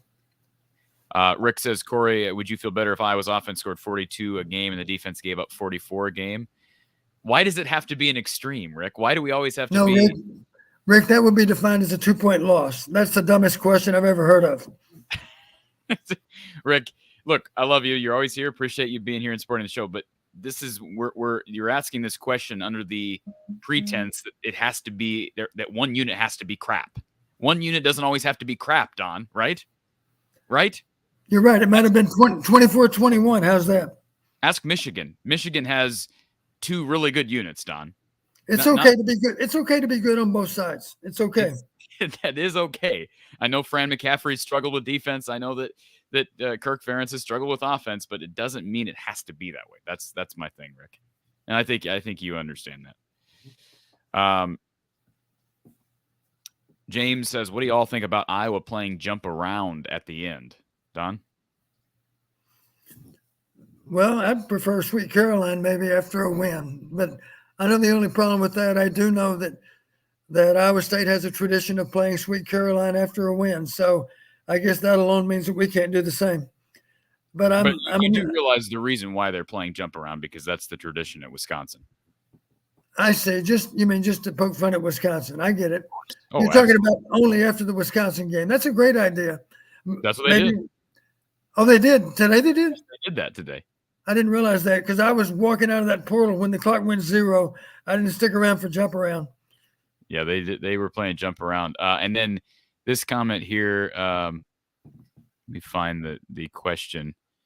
I think maybe. Okay, I'll find it here. But Carrie, thank you for this. Says Corey, love listening to you and Coach Patterson. This is my first live show, but love learning more about the game each week from Coach and hearing your predictions. #GoHawks. Thank you, Carrie. Very much appreciated, and always love to hear from new listeners, Don, or at least new commenters, new callers. So thank you, Carrie. Spaceboy74, here's a stat for you. Spencer Petras had 8 carries today for negative 41 yards and a touchdown. you gotta like that. Brian says they should at least try some Wildcat. It has been in the playbook in the past. Brian says, who do you use if you throw out the Wildcat? I don't think they're going to do that at this point, Don. But I know who Corey's going to vote for. You know who Corey's going to vote for. Who would you vote for, Don? I might vote for number 3 also. He's okay. He would certainly create some problems. That's not foolish to say. I want to reiterate. You're saying that's not foolish to think that a defensive player could come in for a few snaps. Well, let me just say this. You don't have to have that many plays out of Wildcat. 3 plays would be more than adequate. Teach them 3 plays. Run those. And then next week you can come up with 3 different plays if you want. But you don't need more than 3. Dragon says, what about Nebraska? What are the chances with primetime? I'm tired of seeing him and Saban and that blank duck. Well, we kind of answered that, but I know Deion Sanders denied that. I don't trust what's his face from Ohio, the former Ohio State guy, Zach Smith. I don't trust his report, but it is an intriguing discussion. I'll be intrigued to see where that coaching situation goes, because we heard Matt Campbell initially, and then there were talks about Urban Meyer, the guy from Baylor, of course, and now there's rumors about Deion Sanders. So that will be maybe the most intriguing opening during this offseason that will get filled. And how about this? David says the fact that there were Badger fans and I saw this on the TV screen. There were Badger fans dancing to "In Heaven There Is No Beer." He says it gives him hope for humanity, hope in humanity. I can make the same comment that kind of relates to what David said. I will admit, as I left the stadium, I was noticing the people wearing red, and they didn't seem to be terribly upset. And for that matter, they weren't picking fights either. They seemed to be, actually, they had friends that were Hawkeye fans. They seemed to be getting along just fine. Well, so maybe a lot of people do understand it's still just a game. It's okay to not win all your games. That's your goal, of course, but it's not the end of the world if you fail to do so. I'm just telling you right now, Don, the fans they showed on the television screen, they were like jumping. I mean, it was like a pure joy from them that the game was over. I've never seen anything quite like it. It was not an act. I don't know if they were intoxicated or what was going on. I'm afraid that might be the alcohol. Okay.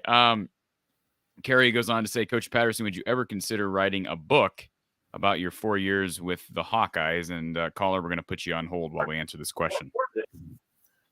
People have asked me that, and it's an intriguing thought, but I just don't know that. And I realize there are people that will help you to write a book. Maybe I'll consider it someday, but right now I'm too busy with analytics.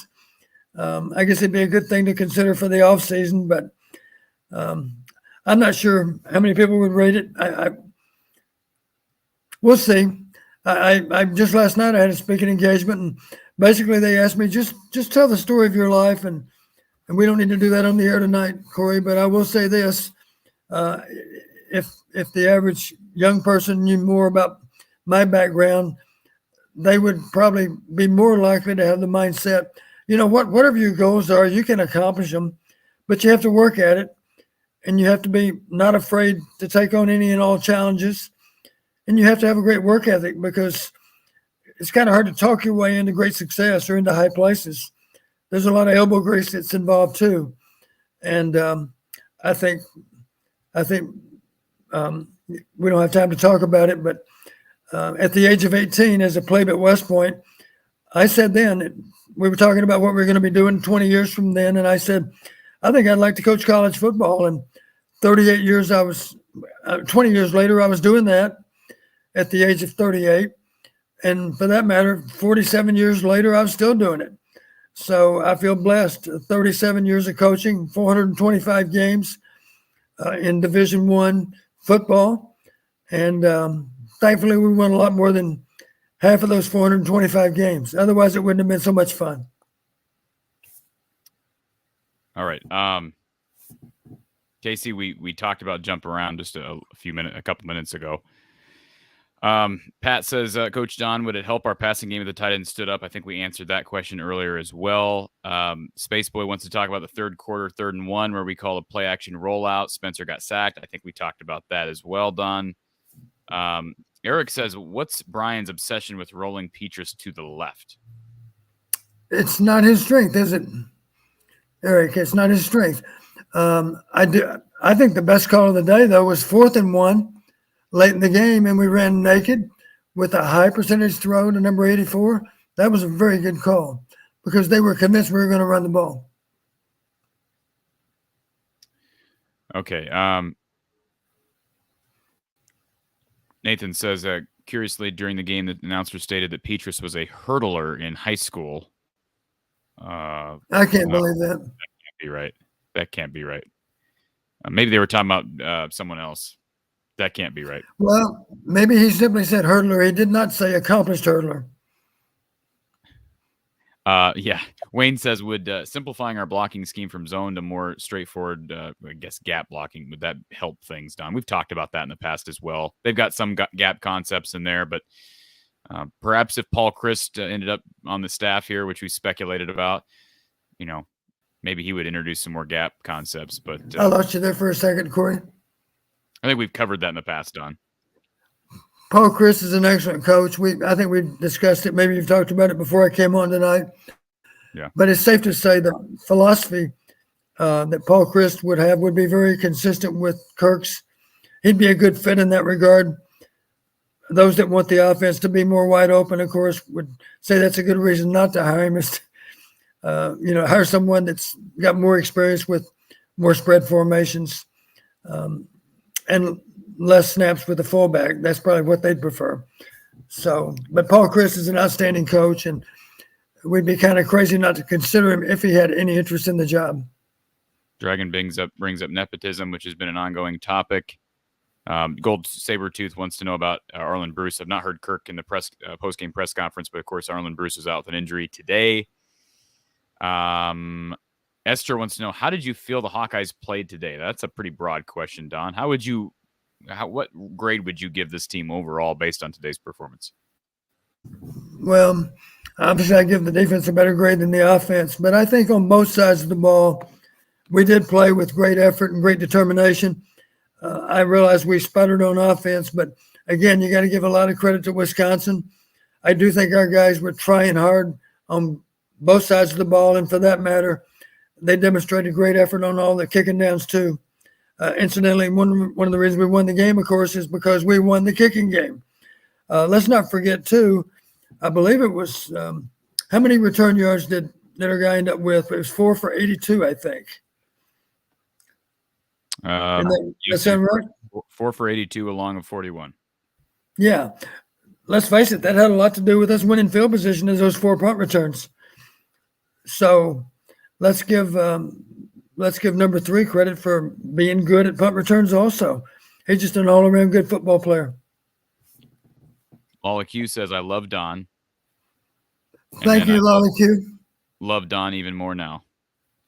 What did I do to deserve that, Corey? I'm not sure. Probably not. Probably was taken out of context a bit. DC Hawkeye says, Coach, how did you come off of your duty tour in 76 or 77, land a job with Coach Fry? Did you play at USMA, student coach? Thank you for your service. How would you answer DC Hawkeye, Don? Well, to try to give you a short answer, I started off thinking I could play for Army, help Army. My plebe year, I broke my wrist early in fall camp, and that was an end for that year. Then the next year, I separated my shoulder, and so I decided, you know what? Maybe I'm not meant to be a college football player. Doesn't mean I can't become a college coach, but I'm not meant to be a college football player. It appears I'm not quite good enough, maybe to play for Army. We had good teams back in those days. We beat Navy 3 out of 4 years. And of course, that's how you measure a good Army team. But I always wanted to be a coach, and kind of lucky the way it worked out.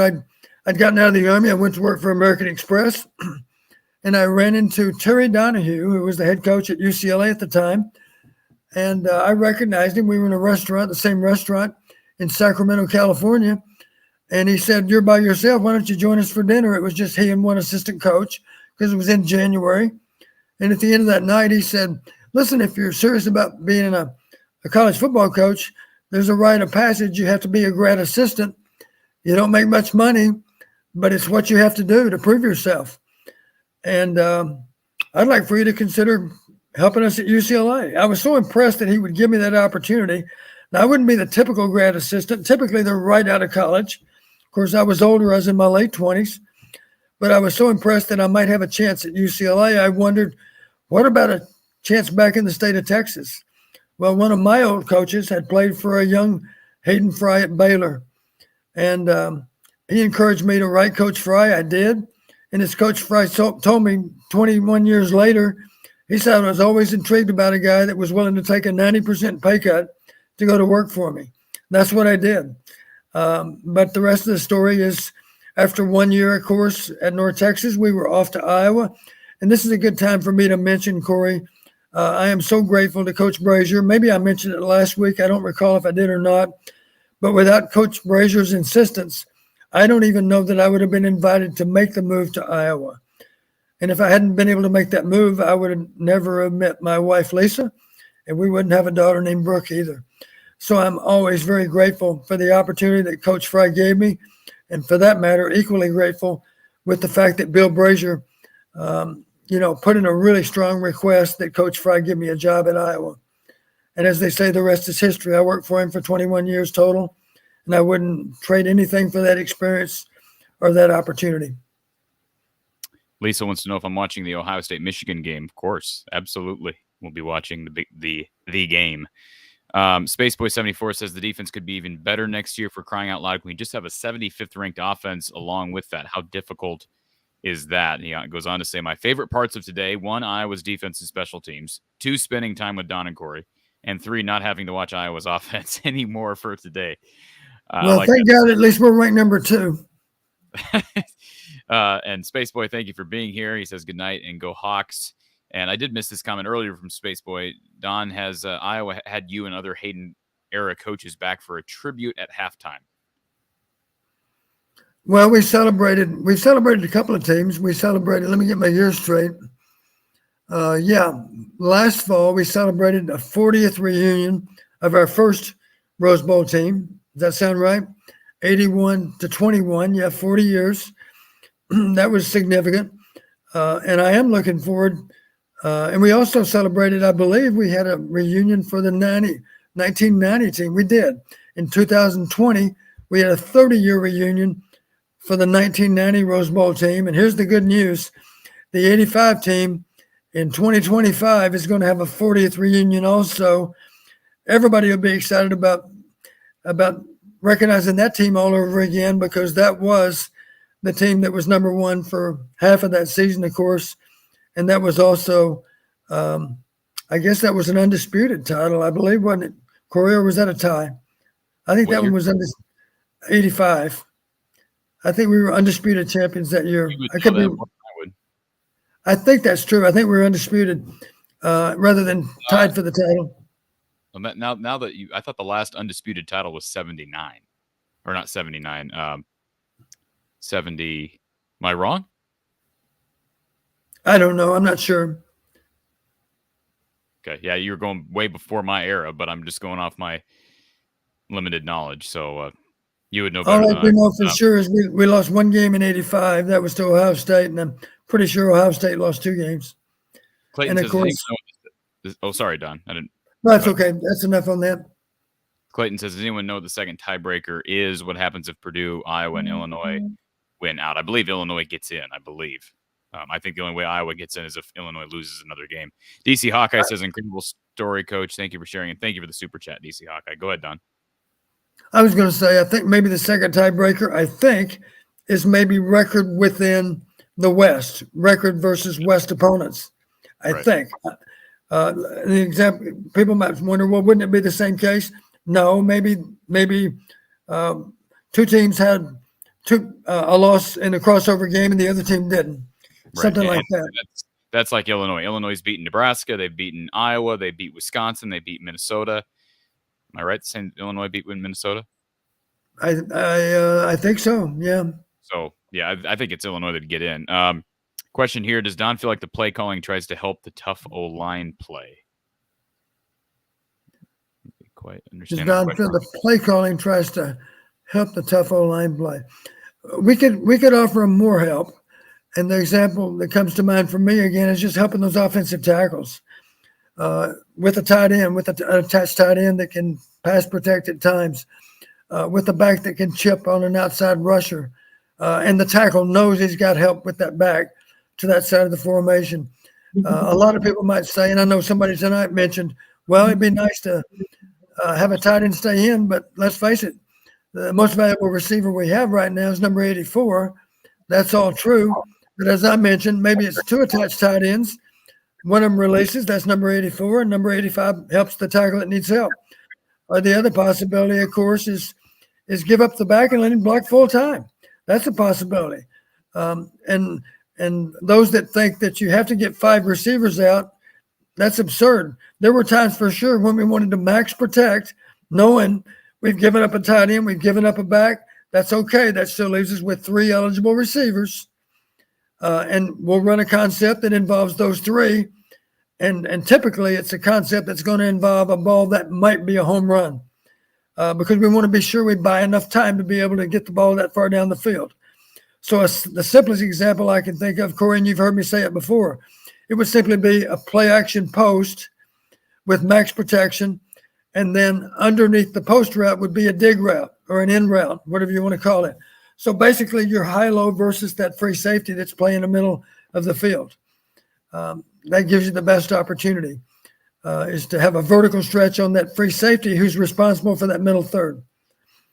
That's just a simple example. There are apples, but the bottom line, you don't have to get 5 receivers out.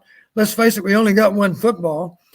And what are the odds from a progression standpoint that you're going to get all the way to the 4th or 5th option? By then, I'm pretty sure with the problems we have in pass protection, I'm pretty sure you're sacked long before then anyway. Hope that makes sense. Let's get to our caller. Thank you for calling from the Hawkeye of the Storm, Iowa postgame with Coach Don Patterson, who's on the line. Hello, this is Mr. Hankey.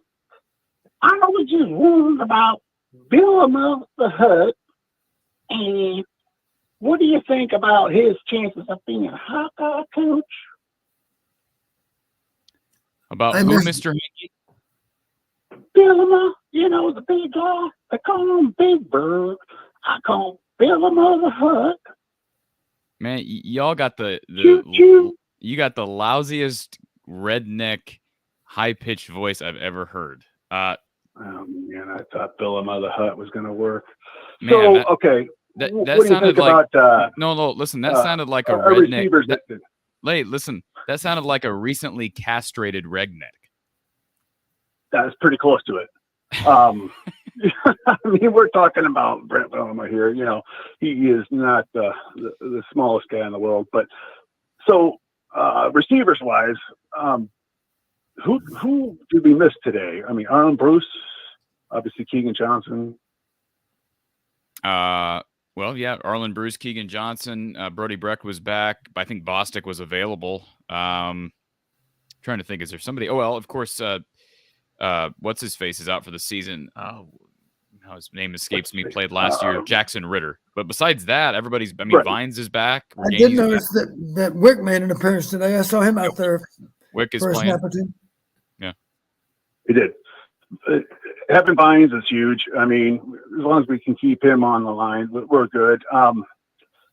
So, oh my goodness gracious me. Don, what are you thinking on rolling left with Petras there? I mean, I know we got an extra blocker out there with the running back, but it doesn't seem to make sense to me. Well, we did. I do recall we hit a sprint pass to our left over on their bench I believe for a key first down. I'm pretty sure we're just beyond the chains, and that was out of the gun. So as long as Spencer's already 5 yards off the ball, he does have a chance with a blocker in front of him to feel comfortable rolling to the left and making a throw. We did that for a first down tonight, as I recall. But it's obvious that he's more comfortable rolling to his right. That doesn't make him different than any other right-handed quarterback. I think most of them, you'd have to say that's true.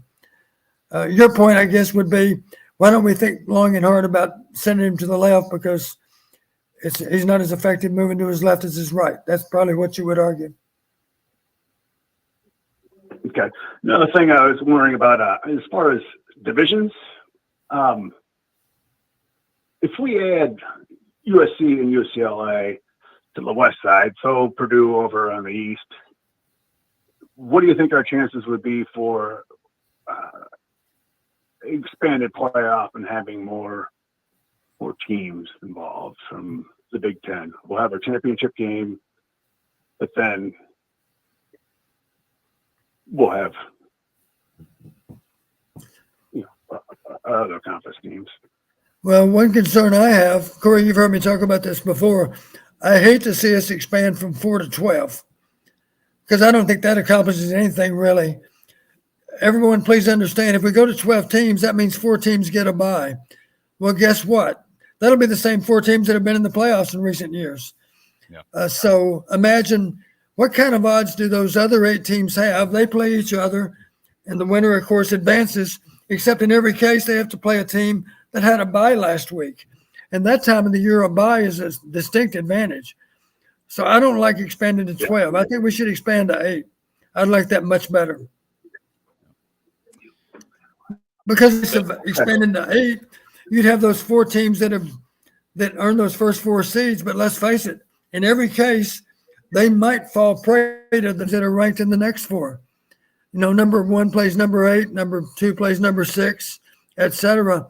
Is it hard to imagine that 5 might be 4, or 6 might be 3, or who are we kidding? 8 might beat 1. It's possible. At least it's somewhat of a test, because if we seeded 8 teams, that 8th ranked team would still be a pretty darn good football team. Maybe they could knock off number 1. At least it'll be a test for number 1. It won't be an easy game. Appreciate the call, sir. Thank you for calling in. Hey, you betcha. Have a good night. You as well. Well, he ended up bringing a couple interesting questions there, Don, after the attempt at a high-pitched redneck voice. BJ says, Corey, let's just say you obviously have the best Big Ten channel, all these Big Ten fans on here. Well, I appreciate that, BJ. I don't know that I can say that, but appreciate you saying it. Rapid fire on this, Don. Kevin says, what about the 4th and 1 call? I liked it. We converted. It was naked on 4th and 1. Is that the one? That's the only one that comes to mind for me. Yes, naked. No, that was yeah, it was a good call, because everybody thought inside run, and of course it's a high percentage throw. We're rolling to our right, and we're throwing the ball to the most reliable receiver we have. Although I will admit there was that deep ball early that would have been a huge play if Sam could have controlled it.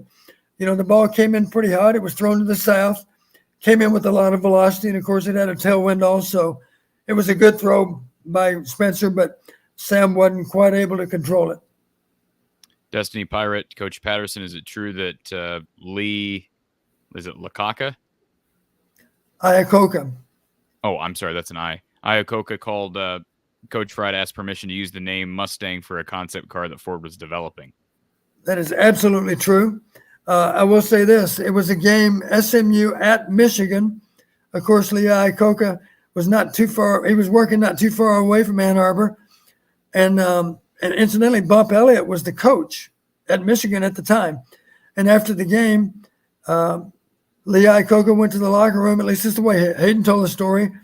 And he said, Coach Fry, you lost the game today you were way overmatched against a great Michigan team, but I couldn't help but be impressed with your offense, because your offense gave you a chance to play against a team that had more talent than you did. And I liked the way you played so much, because you were light, and yet you were maneuverable. You were hard to defend, because you demonstrated it's not all about size and strength. It also has something to do with quickness. and speed and change of direction. And he said, we've got a sports car in mind, and with your permission, we'd like to call it the Mustang. That's true. At least Hayden always claimed it was true, and who am I to argue the story? I do know this. Hayden was given a Mustang by Lee Iacocca, and I don't know if he ever drove it. I never saw it, but I'm sure that the Fry children could tell you whether or not that was a true story. I have reason to believe it actually is a true story. Let's face it, they did name the car the Mustang, and Lee Iacocca, it's not hard to believe he was at that game way back in time. It's a great story, and I do believe it's true. Absolutely. Let's get to our final caller of the night. Thank you for calling Iowa Postgame with Coach John Patterson. Who's on the line? Lomansky on the phone, Corey. It's a privilege that you took my call. Lomansky, you're 3 hours in, Lomansky. Make it count. Well, I'm going to be brief because you had a long night. I had to work today, so I saw the first 25 minutes of the game, and I just go out and driving home, and I watch the show as I drive. There's a real opportunity, Corey, for content of you just laying down content with Don about the stories that Don would like to pass on for posterity during the Hayden era. I think there's a great opportunity here that wouldn't take a lot of work and lay down a track and keep it in your archives. You could be a great historian here. I just got a quick question. I look at the formations that we use, guys, and Don talked about the Marv Cook pass to beat Ohio State from Chuck Hartley. I believe that's right, Don. I got the right quarterback, don't I? And in that formation, Don, Hayden, and yourself, I shouldn't say Hayden, yourself had three backs in the backfield that went to the left. If I remember, I'm mixing my stories up, but I'm going to dive in because it's late in the show. I don't think that's correct. I think that's a Chuck Long play, I think, where he ran in and held the ball up. Yeah. The formation of three guys in the backfield going to the left. Chuck never told the team, held the ball up and scored. Oh, you're talking about Michigan State, yeah. I mean, we don't see that, right, Don? I mean, when have we seen a formation? Well, I like the way Chuck tells the story. There was a timeout. I believe it. I don't know if it was fourth down or not, Corey. I can't remember that. I believe it was fourth down. You're asking me? It was fourth, Don. Fourth down. Fourth down, a timeout. Chuck comes to the bench, and Hayden says, score left, 47 pop-out sucker. I still remember the play. And Chuck looked at Coach Fry and said, Coach, are you sure? And Hayden said, Charlie, trust me. Nobody's going to expect that you're going to keep the ball. Just run for the pylon, and you're going to be fine. But I believe that Chuck. How can we doubt Coach Fry? He's been coaching a long time. He knew that they'd be suckered on the play. He had confidence in making that call. The other thing I think about formations.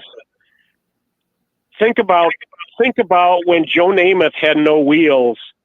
Think about Johnny Unitas, who wasn't a great scrambler. Tommy DeVito today, not Tommy DeVito, the Purdue quarterback, they had 4 straight running plays. They called a play for O'Connor, who can't run either, and he gained 9 yards.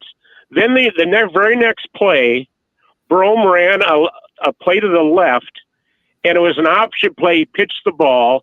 They ran it 2 more times with their great quarterback, or great running back, scoring to tie Illinois. We don't do any of that. And when I watched this Chuck Hartley play back in the day, and I think Joe Namath did this too when he had bad wheels.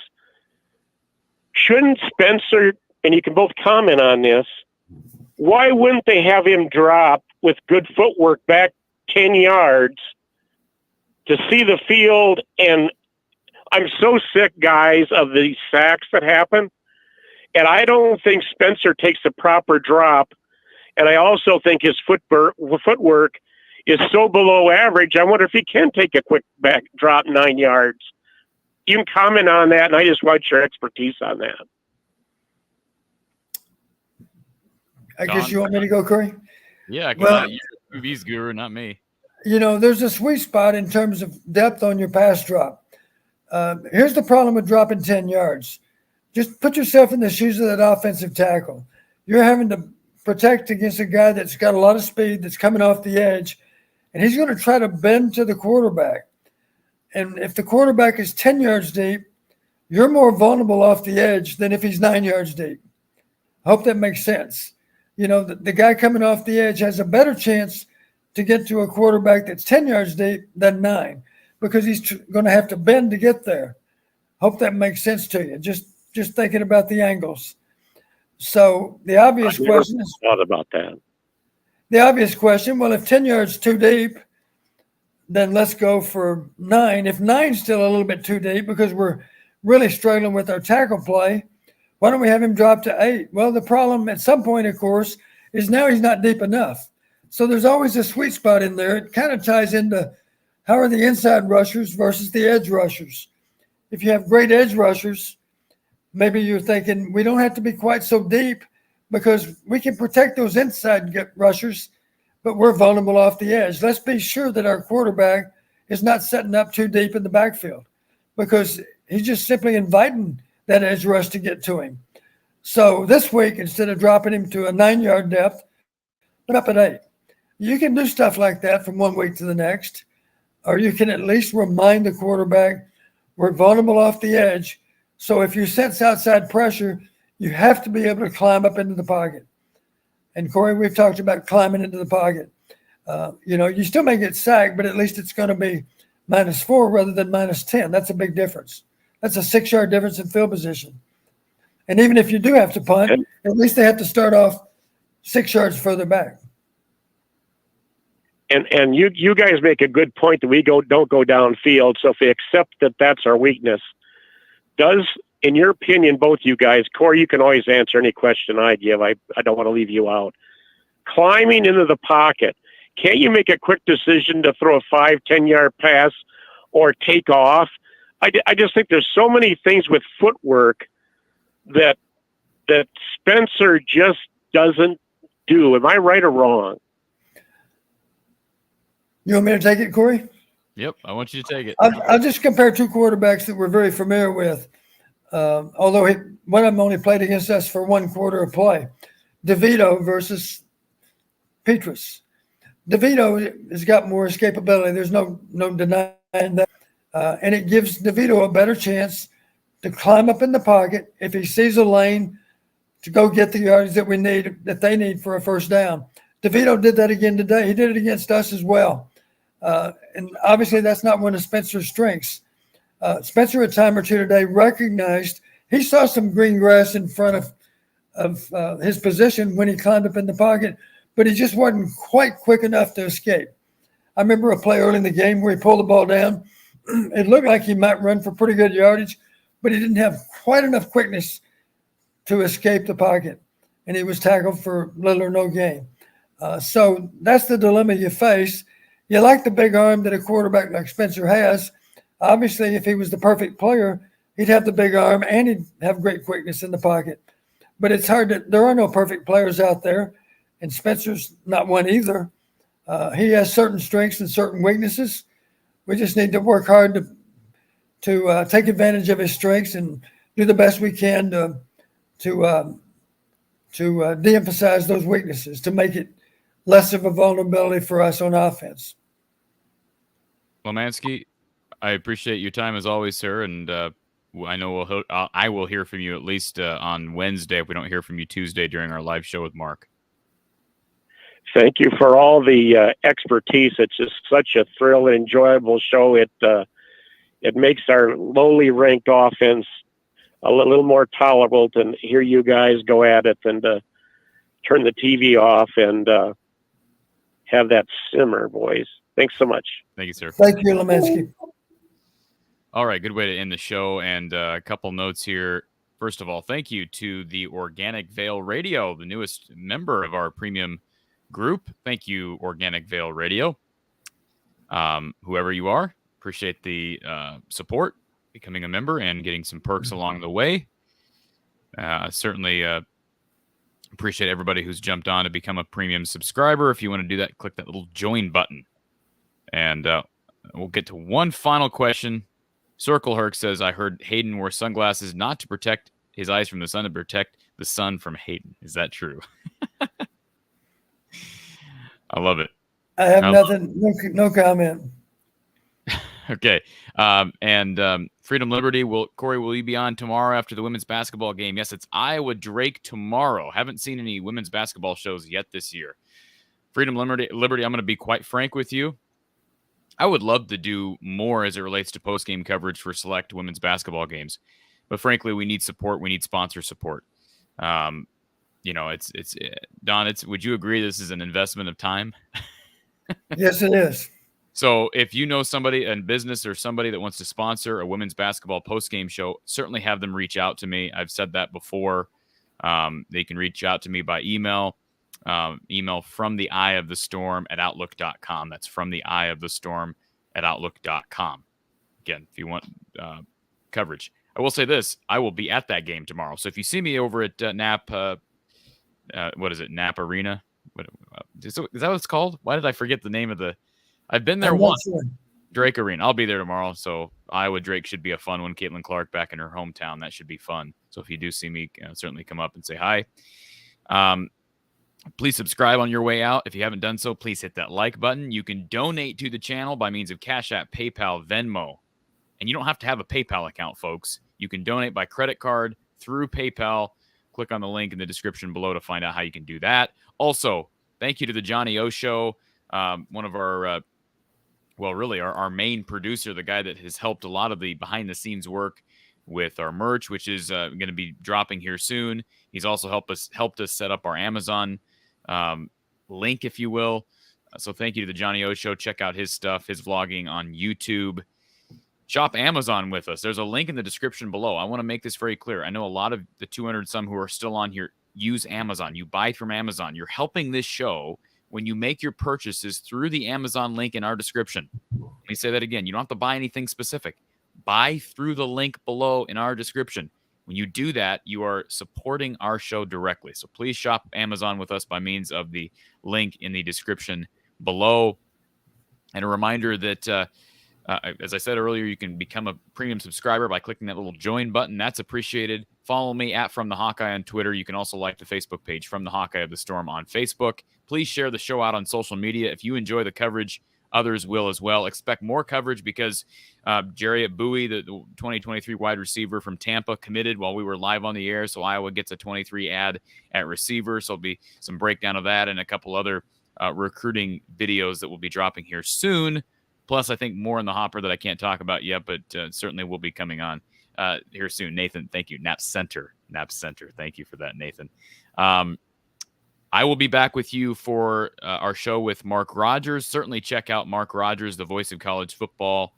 He is there throughout the week. I think he's probably live right now or going to be live very soon. Search Voice of College Football on YouTube. But, of course, I'll be live with him. I'm live with him every Tuesday at 4:30 p.m. Central Time. Myself and Mark Rogers talking Hawkeye football. You can find this show and all of our shows podcasted. Search From the Hawkeye of the Storm on Spotify, Apple, Anchor, Google, Amazon, and more. Every show podcasted, including our shows with Coach Patterson, our shows with Coach Close, and our shows with Mark Rogers. Trying to run through everything here, Don, so bear with me. I will be back with you for a live show with Coach Close, Coach Gary Close, following the Iowa Seton Hall game on Wednesday night. So no Hawkeye Hangout Wednesday because we'll have post-game coverage following Iowa's first real big contest against the Pirates of Seton Hall. So that game is at 6:30 p.m. Central Time on Wednesday on FS1, followed by Iowa postgame with Coach Gary Close right here. And then, of course, next Saturday, it's Iowa at Minnesota, which will be followed by Iowa postgame with Coach Don Patterson with a kick time still to be announced. So let me double check to see, make sure nothing has dropped on the kick time yet. I am not seeing anything as far as kick time for next week. So we'll find that out here in the coming hours or at least the next 24 hours, Don, and we'll know when we're going to be live next week. Corey, let me make one comment regarding next Saturday. The fact that the game's out of town means I'll be watching it in my home in real time, and that simply makes me available to you as quickly as you want me to come on. And I think typically that might mean half hour after the game, something like that. It's whatever you want it to be. Sounds good, Don. We get you a little earlier next week. So Let's hope so. Knowing our luck, it might be a night game. There you go. It will be on. Yeah, let's hope it's not a night game, especially with the weather. All right, Coach Patterson. Appreciate the time as always, sir. You're a pleasure, football and non-football. So thank you for being here as always. Pleasure's all mine, Corey. All right, folks. For Coach Don Patterson, I'm Corey Brada from the Hawkeye of the Storm and Iowa football at the Voice of College Football. Have a great night.